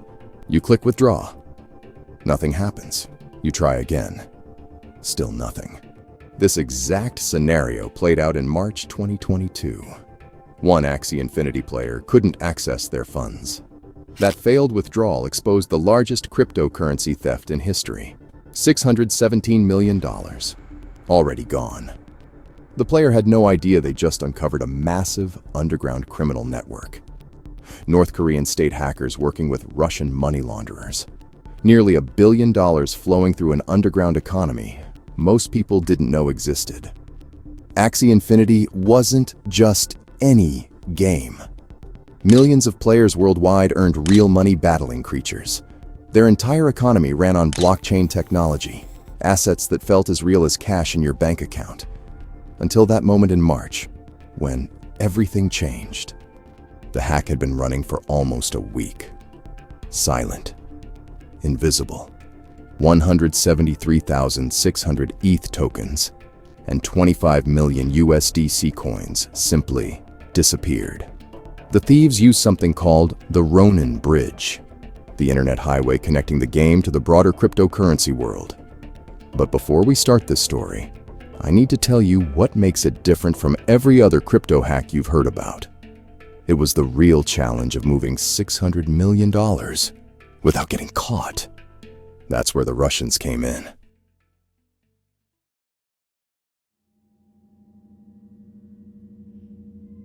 The attack started with a LinkedIn message, a dream job offer landing in an employee's inbox at Sky Mavis, the company behind Axie Infinity. The message looked perfect. Right company, right role, right salary range.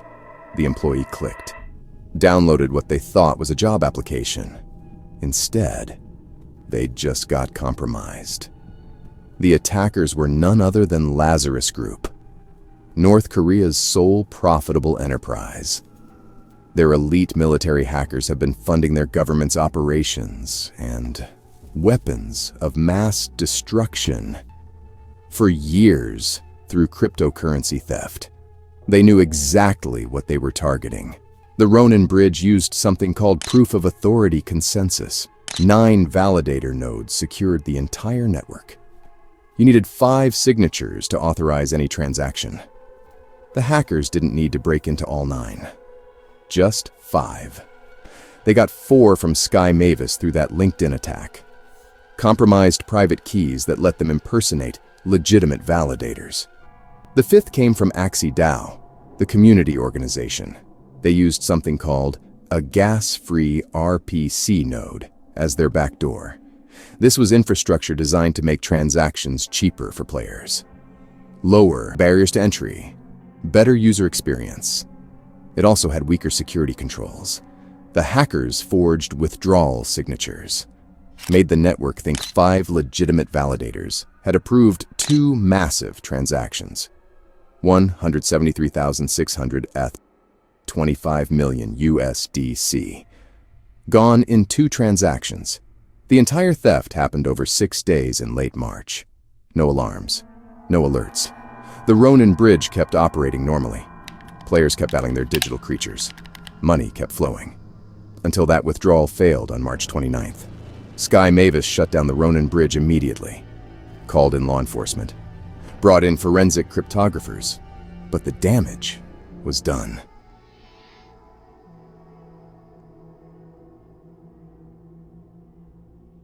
You've just stolen $617 million in cryptocurrency. Every transaction is recorded on a public blockchain. Every government agency with a computer can track your movements. You need to disappear that money. Fast. Enter Blender.io. Blender had been laundering cryptocurrency since 2017. Over $500 million had flowed through their service. Professional criminals knew the name.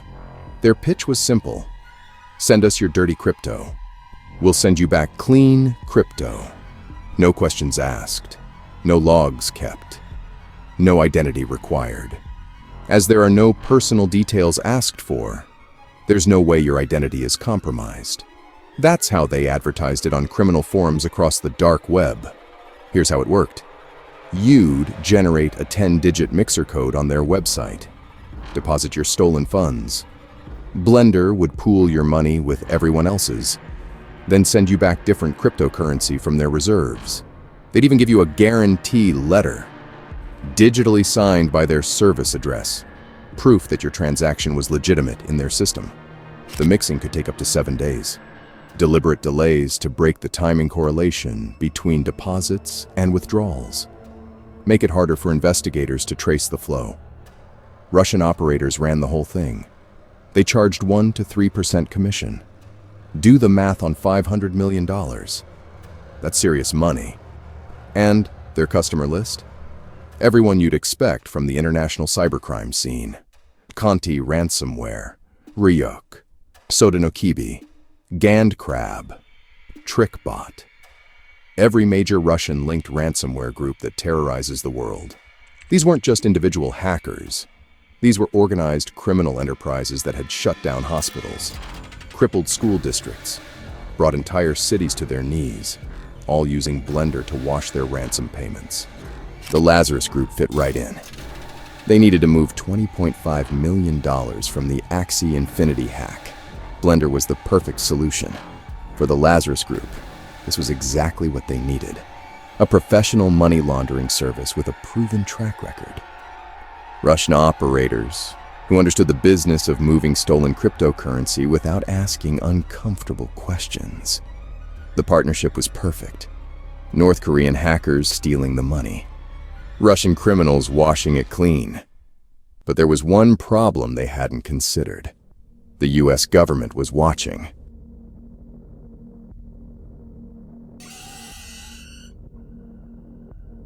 May 6th, 2022. The Office of Foreign Assets Control dropped everything they had on Blender.io for money laundering. Sanctions. The kind that make it illegal for any American person or business to touch your operation. The kind that freeze your assets and put you on every government watch list in the Western world. The FBI had already connected the dots. Back in April, they'd officially attributed the Axie hack to the Lazarus Group. Now the money trail led straight to Blender. The Russian operators behind Blender? They had $22 million in Bitcoin sitting in their system. When the sanctions hit and the pressure mounted, The operators disappeared with all of it. 6 months later, October 2022, a new website appeared online. Sinbad.io. Same 10-digit mixer codes.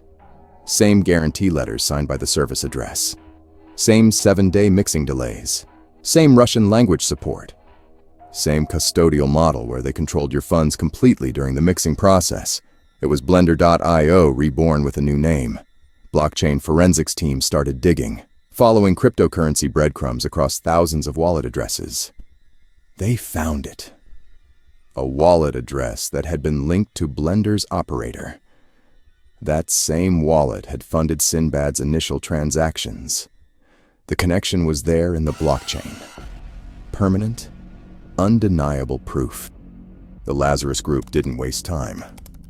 June 2022. They hit the Harmony Horizon Bridge. $100 million stolen in a single attack. Different target. Same playbook. And where did those funds go for laundering? Sinbad.io. The same Russian operators. The same North Korean hackers.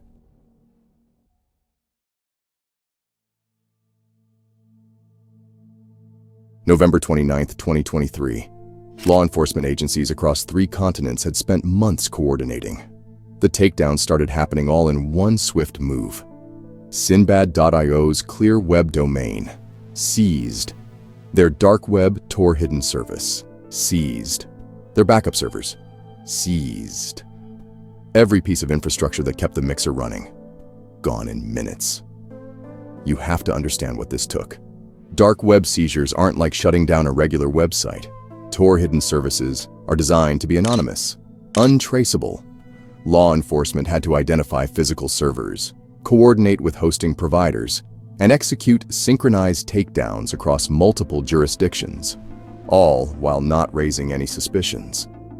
The timing was crazy, because if even one server stayed online, the operators could have shifted operations, warned other criminal networks, destroyed evidence, anyone trying to access Sinbad.io. That day saw a government seizure notice. This service has been seized as part of a coordinated law enforcement action between the Federal Bureau of Investigation, the Financial Intelligence and Investigation Service, and the National Bureau of Investigation. The same day, the Office of Foreign Assets Control added Sinbad.io to their sanctions list. But it wasn't just nation-state actors, drug traffickers, sanctions evaders, ransomware groups. All of them relied on Sinbad to clean their dirty cryptocurrency. The message was clear. Change your domain name all you want. Hide behind Tor networks. Operate from countries without extradition treaties. Karma will eventually come back to get you.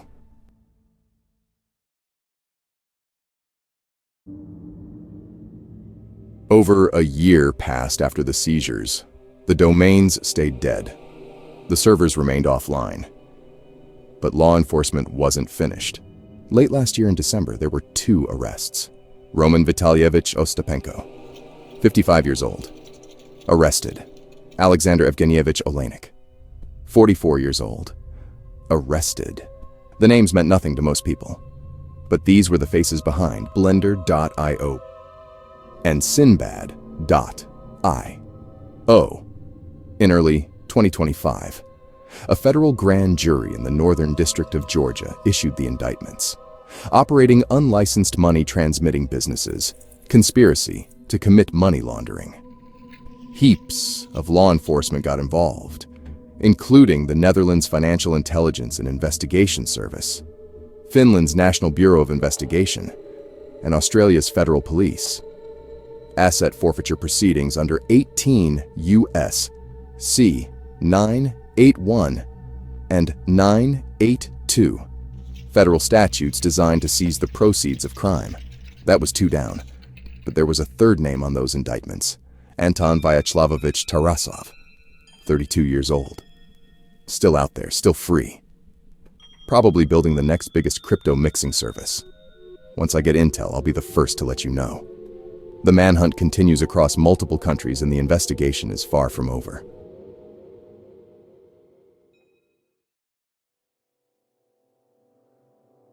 $617 million. Where is it now? Here's the thing about blockchain. Every transaction is visible.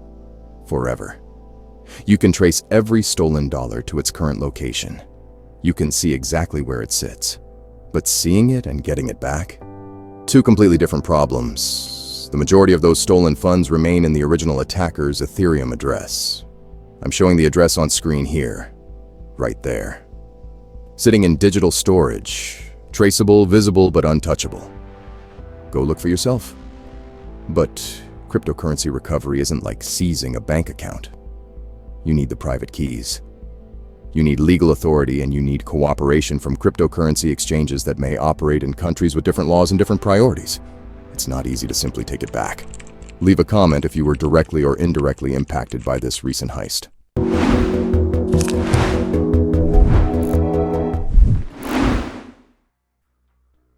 You use artificial intelligence assistants every day at work.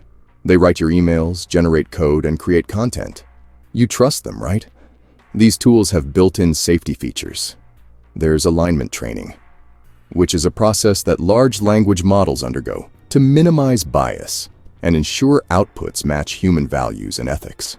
They also have guardrails, additional real-time safety mechanisms that try to restrain the language model from engaging in harmful actions when you ask it for something dangerous.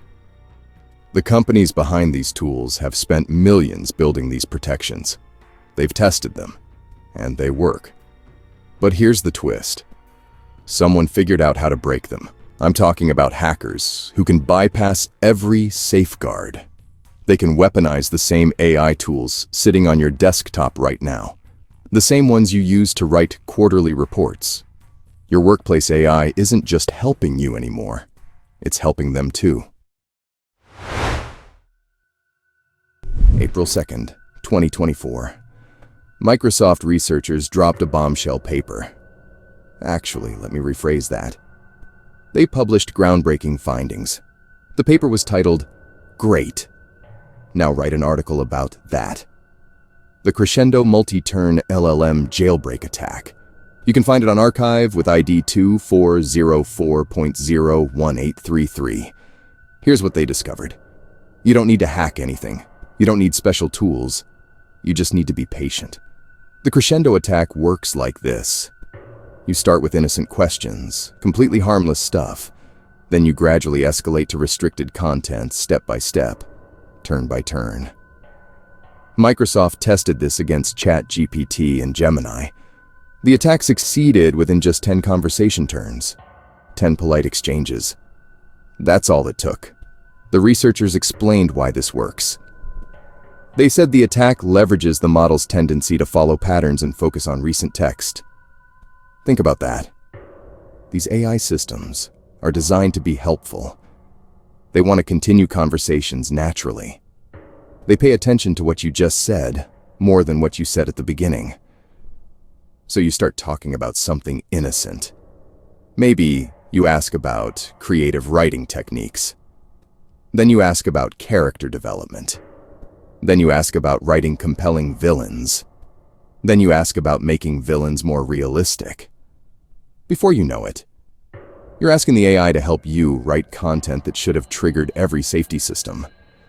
But it doesn't, because the AI is focused on helping you with your creative writing project.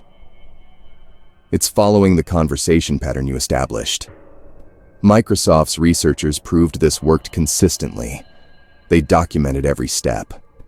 They showed exactly how those expensive safety systems could be bypassed with nothing more than polite conversation. The paper was published in April 2024. The techniques were now in the wild.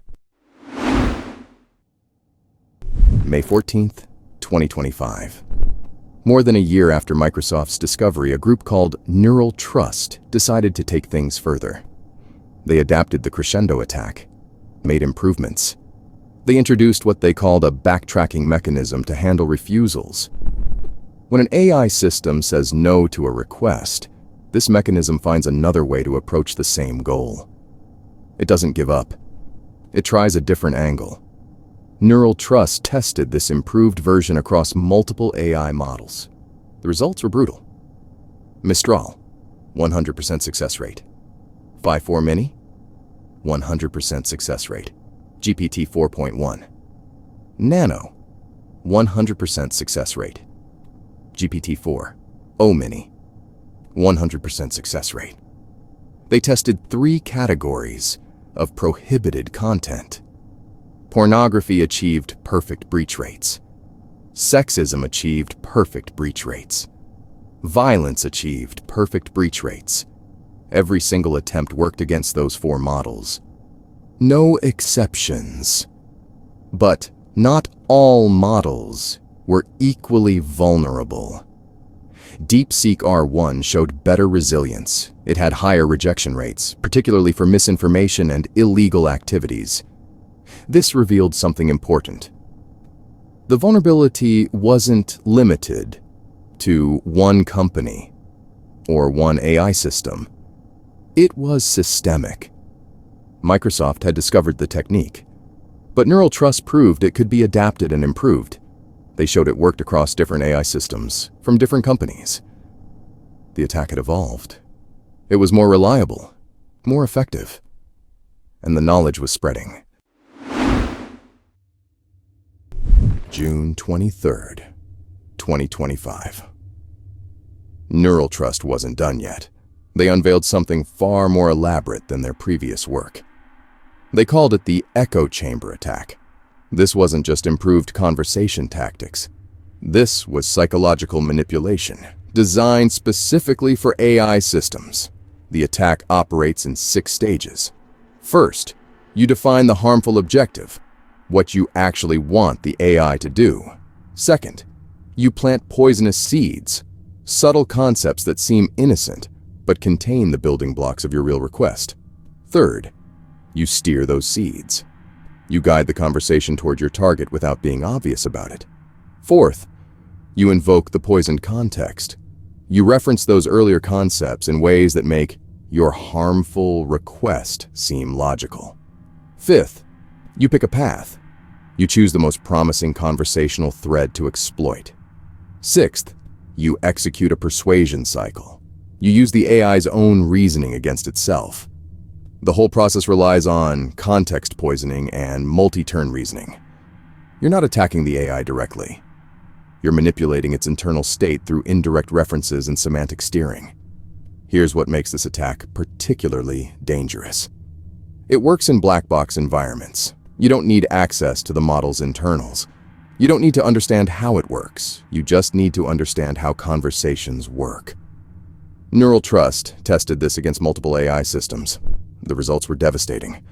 Over 90% success rates for hate speech, violence, sexism, and pornography. They tested GPT 4o, Gemini 2.0 Flashlight, and Gemini 2.5 Flash, alongside the models they'd already compromised. They demonstrated the attack with a practical example. Getting an AI to provide a step-by-step guide for making Molotov cocktails. The AI didn't just give instructions. It provided detailed explanations about materials, safety precautions, and effectiveness. The attack turned the AI's helpful nature into a weapon. Every attempt to be thorough and educational became a vulnerability. This wasn't just jailbreaking anymore. This was psychological warfare against artificial intelligence. While researchers were publishing papers and running tests, criminals were building their own AI systems. The dark web is full of them now. Fraud GPT, Worm GPT, Dark GPT, Ghost GPT. They're marketed like legitimate software, complete with customer reviews and support forums. But let me tell you about one that really caught my attention. Canadian Kingpin 12's Fraud GPT. This wasn't just a jailbroken chat GPT. This was purpose-built for crime. The marketing promised everything a cybercriminal could want. Writing malicious code, creating undetectable malware, generating phishing pages, identifying vulnerabilities, code obfuscation. You could ask it to write ransomware, and it would deliver. You could ask it to create fake login pages for banks, and it would provide templates. You could ask it to find weaknesses in corporate networks, and it would walk you through the process. Canadian Kingpin 12 was selling access for cryptocurrency. The whole operation looked professional. Slick websites, detailed feature lists, customer testimonials from other criminals. But here's where it gets interesting. When security researchers tried to purchase Fraud GPT to study it, they discovered something unexpected. Canadian Kingpin 12 was scamming his own customers.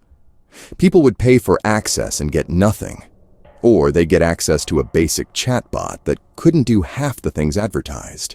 The criminal selling AI crime tools was running a con on other criminals. You can't make this stuff up. The real threat wasn't just Fraud GPT, though. It was what happened when criminals combined these purpose-built tools with those jailbreaking techniques we talked about. They would use echo chamber attacks on legitimate AI systems. Then they'd cross-reference the results with their criminal LLMs.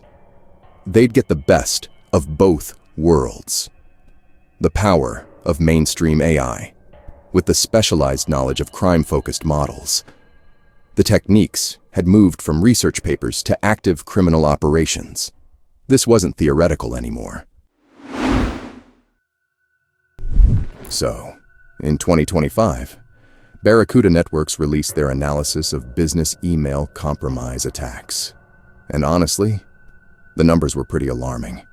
14% of these attacks now use LLMs. That's not just theory anymore. It's criminals actually targeting your company's email systems with AI assistance.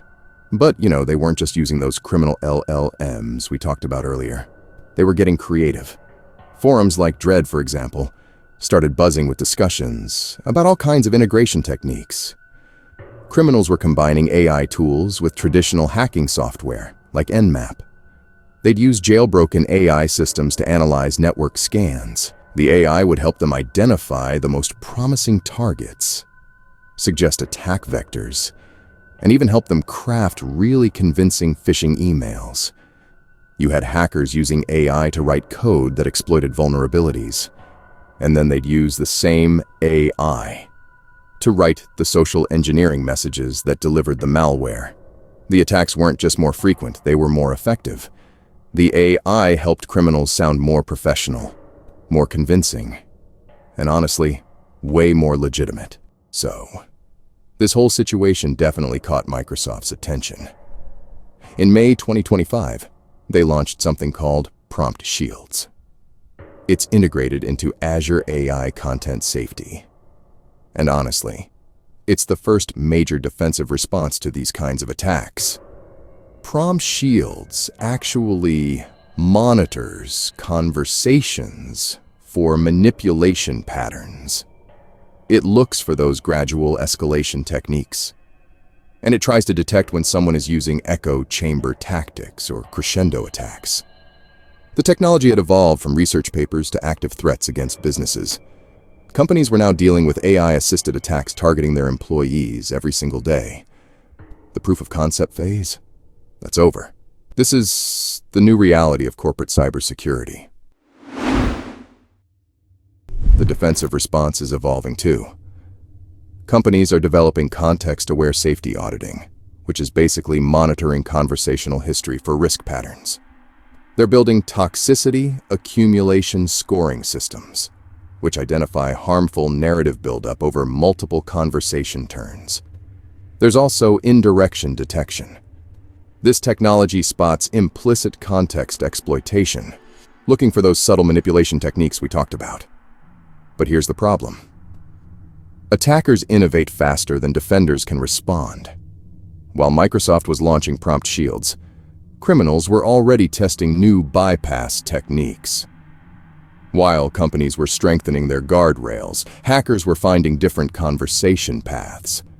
And while AI makers were refining alignment training, the underground was sharing new jailbreaking methods. Now, the countermeasures being developed go way beyond just reactive fixes.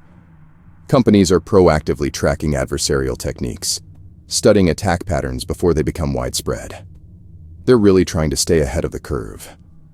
Some organizations are continuously updating their alignment training, while others are building dynamic guardrails that adapt based on emerging threats. The most advanced systems, they actually combine all these approaches. This represents a pretty fundamental shift in cybersecurity. AI has become both weapon and shield. The same technology that enables these attacks also powers the defenses against them. You're actually watching the birth of a new kind of arms race. One where conversations themselves become weapons, where being polite becomes a hacking technique, and where the tools meant to help you can be turned against you with nothing more than patience and creativity. So, have you ever jailbroken AI? Let me know your experience. I'd love to hear from you. You're about to hear about hackers who aren't what you'd expect. Some of them are like 16 years old. They call themselves Scattered Spider. They also go by Octopus, Star Fraud, and UNC 3944. These aren't bedroom hackers playing pranks. They've already taken down MGM Casino and Caesars Entertainment. They work through hacker forums and Telegram channels. No central command, no fixed structure. Just young English-speaking criminals who've mastered the art of deception. Their toolkit reads like a cybersecurity nightmare. Mimikatz for stealing passwords. Ungrok for remote access. Malware like Warzone Rat, Raccoon Stealer, and Vidar Stealer. They don't just hack systems. They hack people. Here's how they do it. They call your help desk. They sound professional. They claim to be from tech support. They convince your own employees to hand over access credentials. They've partnered with ransomware groups like Alpha and Black Cat. The Federal Bureau of Investigation issued an advisory about them in November 2023. By June 2025, they'd found their next target: the aviation industry. Airlines store massive amounts of personal and financial data. Perfect hunting grounds for a teenage army that specializes in social engineering. June 2025. The attack started hitting airlines exactly as predicted. WestJet got hit first on June 14th. Their internal systems went down. Their mobile app crashed. The attackers had exploited a self-service password reset mechanism. Passengers couldn't check in. Chaos at the airports. Hawaiian Airlines followed 12 days later, June 26th and 27th. Their IT systems took the hit, but flights kept running. That was the scary part. The hackers weren't trying to ground planes. They wanted something else. Passenger data. The FBI saw the pattern. On June 28th, they issued a specific warning about airline targeting. Here's what they said. Scattered Spider has expanded their criminal activity to target the airline sector, which we believe is due to the large amounts of personal and financial data airlines maintain. The warning included a new technique: MFA bypass through help desk manipulation. The hackers weren't just calling IT support anymore. They were convincing help desk staff to add unauthorized MFA devices under their control.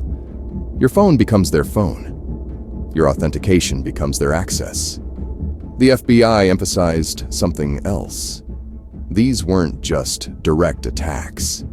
They were targeting trusted vendors and contractors within the aviation ecosystem, supply chain vulnerabilities, third-party platforms, the soft underbelly of airline security. 2 days later, Qantas detected unusual activity. June 30th, exactly 48 hours after the FBI warning landed in their inbox. The perfect storm had arrived. That unusual activity Qantas detected. It wasn't their main systems. It was a third-party customer servicing platform, the one their contact center used every day. The hackers had called Qantas call center employees directly. They'd convinced them to hand over access to the platform. Same playbook, different target. Social engineering at its finest. When Qantas finally understood what happened, the numbers were brutal. 6 million customers. Their personal information sitting in the hands of teenage criminals. CEO Vanessa Hudson had to face the public. Here's what she said. We sincerely apologize to our customers, and we recognize the uncertainty this will cause. Our customers trust us with their personal information, and we take that responsibility seriously. The company moved fast. They contained the system after detecting the breach. They confirmed no impact on flight operations or safety. But the damage was done. Qantas set up dedicated support lines. They built online resources for affected customers. They scrambled to control a situation that had already spiraled beyond their control. The attack exposed something most people don't think about. Airlines don't just store your booking information. They store everything. Your travel patterns, your preferences, your personal details. Years of data sitting in platforms most customers never knew existed. The hackers had found the perfect backdoor. Not through Qantas, directly. Through the company Qantas trusted to handle their customer service. July 7th. 1 week after the breach discovery. Qantas had to make another announcement. The hackers had made contact. Here's the exact statement from Qantas. A potential cybercriminal has made contact, and we are currently working to validate this. Think about those words. Potential cybercriminal. Working to validate this. They weren't sure if the contact was real. In the world of cybercrime, anyone can claim responsibility. Anyone can pretend to have your data. But someone had reached out. Someone claimed to have those 6 million customer records. Someone wanted something in return. The Australian Federal Police stepped in. This wasn't just a data breach anymore. This was active criminal negotiation. The kind that requires expert analysis to determine if the threat was legitimate. The validation process meant one thing. The criminal contact was sophisticated enough to require investigation. Not some random person claiming credit. Not a prank call. Something that made seasoned cybersecurity experts take notice. Qantas went quiet. Limited public comments. No details about what the criminals wanted. No information about their demands. Just the acknowledgement that contact had been made. The silence told you everything. When companies stopped talking, it's because the stakes just got real. The hackers weren't just sitting on stolen data. They were actively using it as leverage. The breach had become an extortion.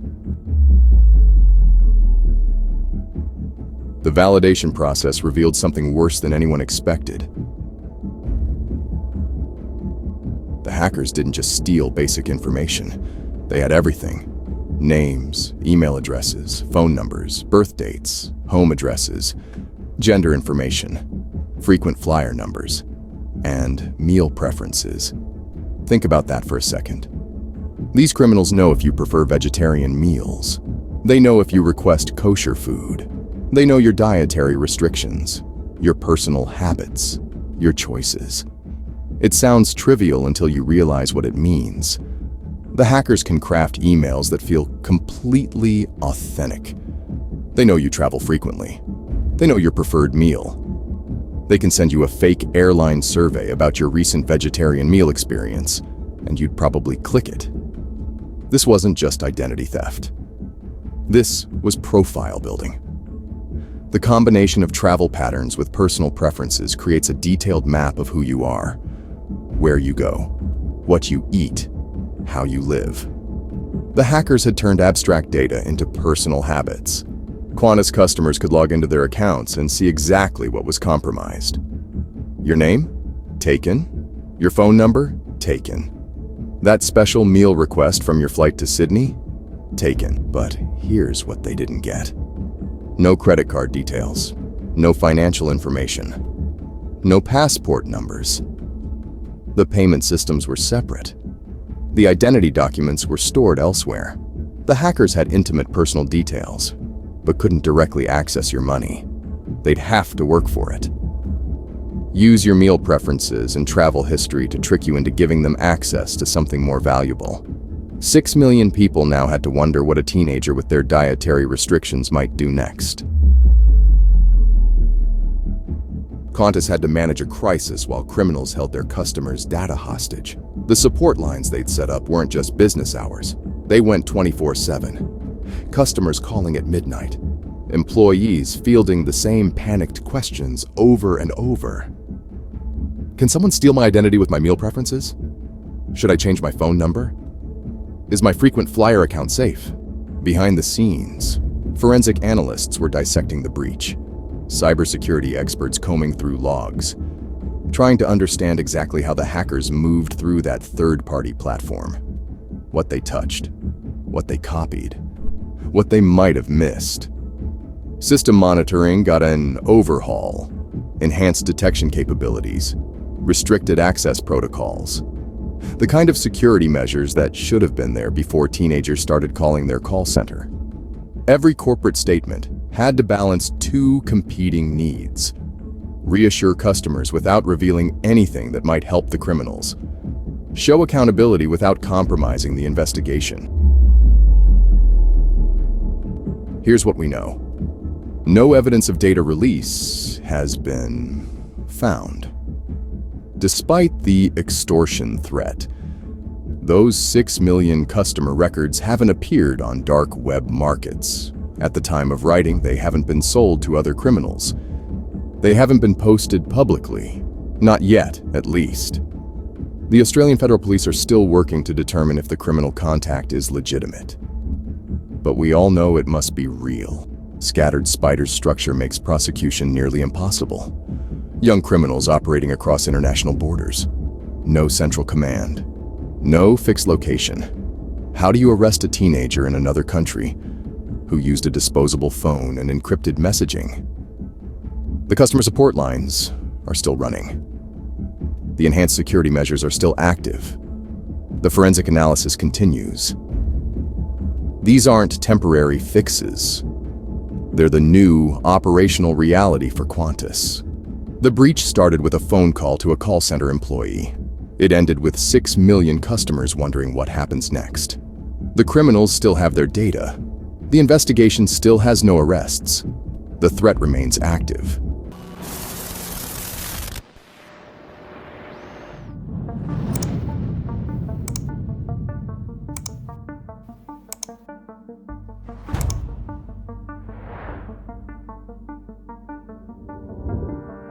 You've probably made a typo when typing a website URL. Maybe you hit O instead of I or missed a letter entirely.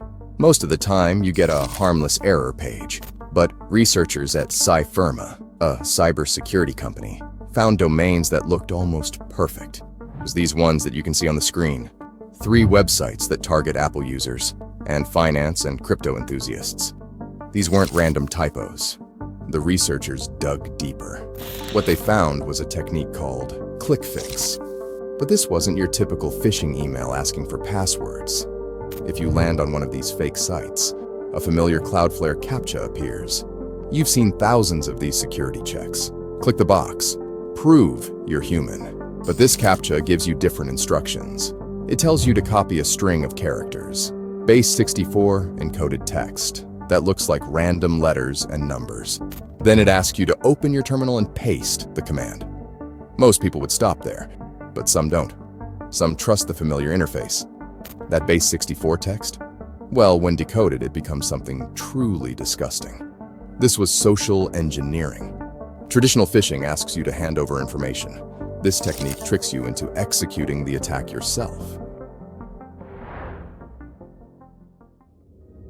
So, what happens when someone actually copies that base 64 text into their terminal? The command looks innocent enough at first glance. Just a string of random characters that could be anything. But base 64 is just encoding. It's like putting a message in a box. The real question is what's inside. When that encoded text gets decoded, it reveals something specific, AppleScript commands. And these aren't complex, obfuscated scripts. They're surprisingly straightforward. The decoded commands tell your Mac to reach out to specific URLs, places like these ones I'm showing you on the screen here. The attack uses OSA script. That's Apple's own legitimate tool for running Apple scripts. Your Mac trusts it completely. Security software sees it as normal system behavior. You're not downloading some suspicious malware file. You're using your computer's built-in tools to fetch and execute code from remote servers. The attack hides in plain sight. The Apple script connects to those mysterious URLs and pulls down additional code. Then OSA script executes it immediately. No warnings at all. But who set up this website? Who's running servers at this IP address? These URLs point to an organized operation.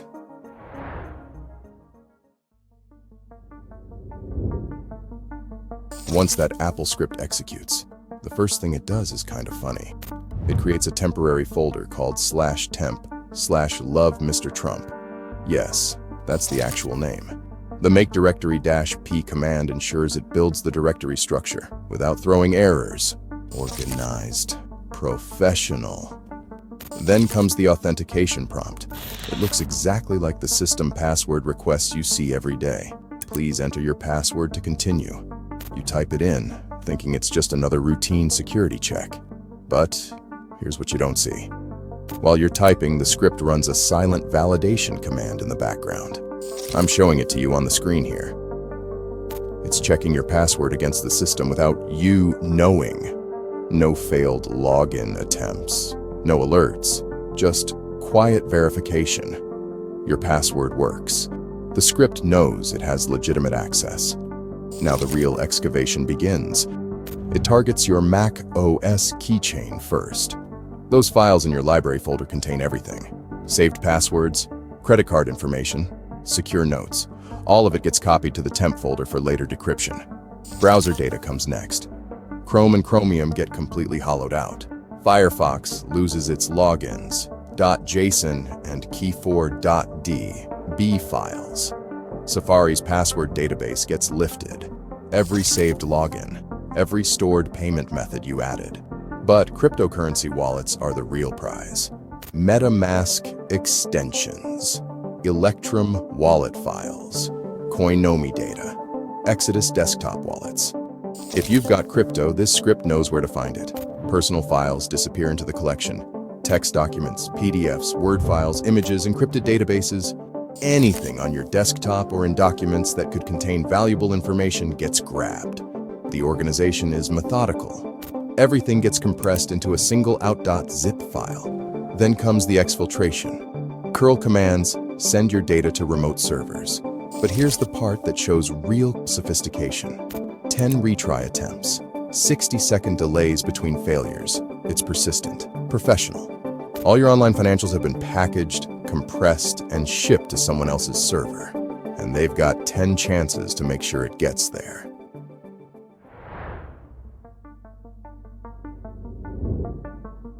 Here's where this story gets deeper. What you just listened to me tell you isn't one attack. It's just the latest chapter in a criminal evolution that's been playing out for over 2 years.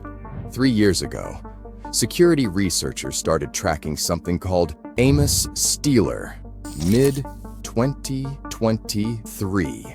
It targeted passwords, cookies, and cryptocurrency wallets. Standard Stealer malware, but well-built. Effective. Then, about 18 months later, a new variant appeared. Enhanced evasion techniques. Better at hiding from antivirus software. More sophisticated data collection. Same core mission, upgraded execution. Now we've got the latest iteration. It's called Odyssey Stealer, the 2025 model. It inherited everything from its predecessors and added new capabilities. The base 64 terminal trick, the organized retry mechanisms. This isn't random criminal activity. It's a competitive malware as a service ecosystem. And there's a pattern in the targeting that tells you everything about who's behind this.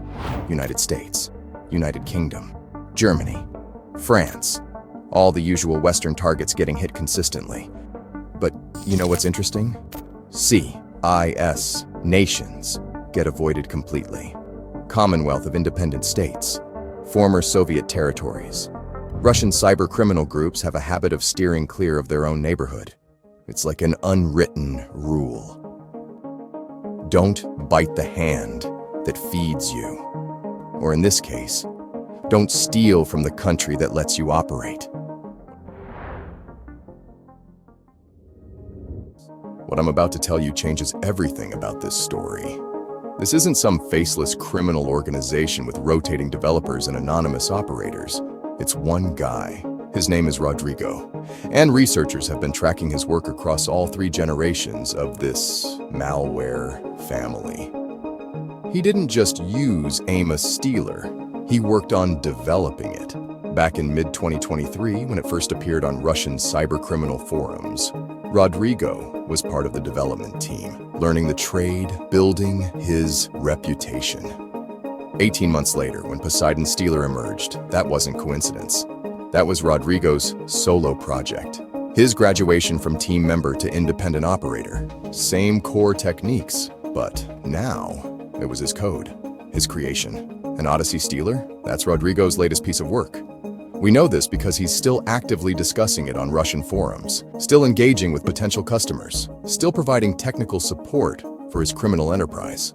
Just recently, when someone asked about Odyssey Stealer's capabilities, Rodrigo responded directly on the forum. 3 simple words: I am here. He's not hiding. Just straight confirmation that he's actively maintaining this malware, that he's personally involved in every infection, every data theft, every financial loss.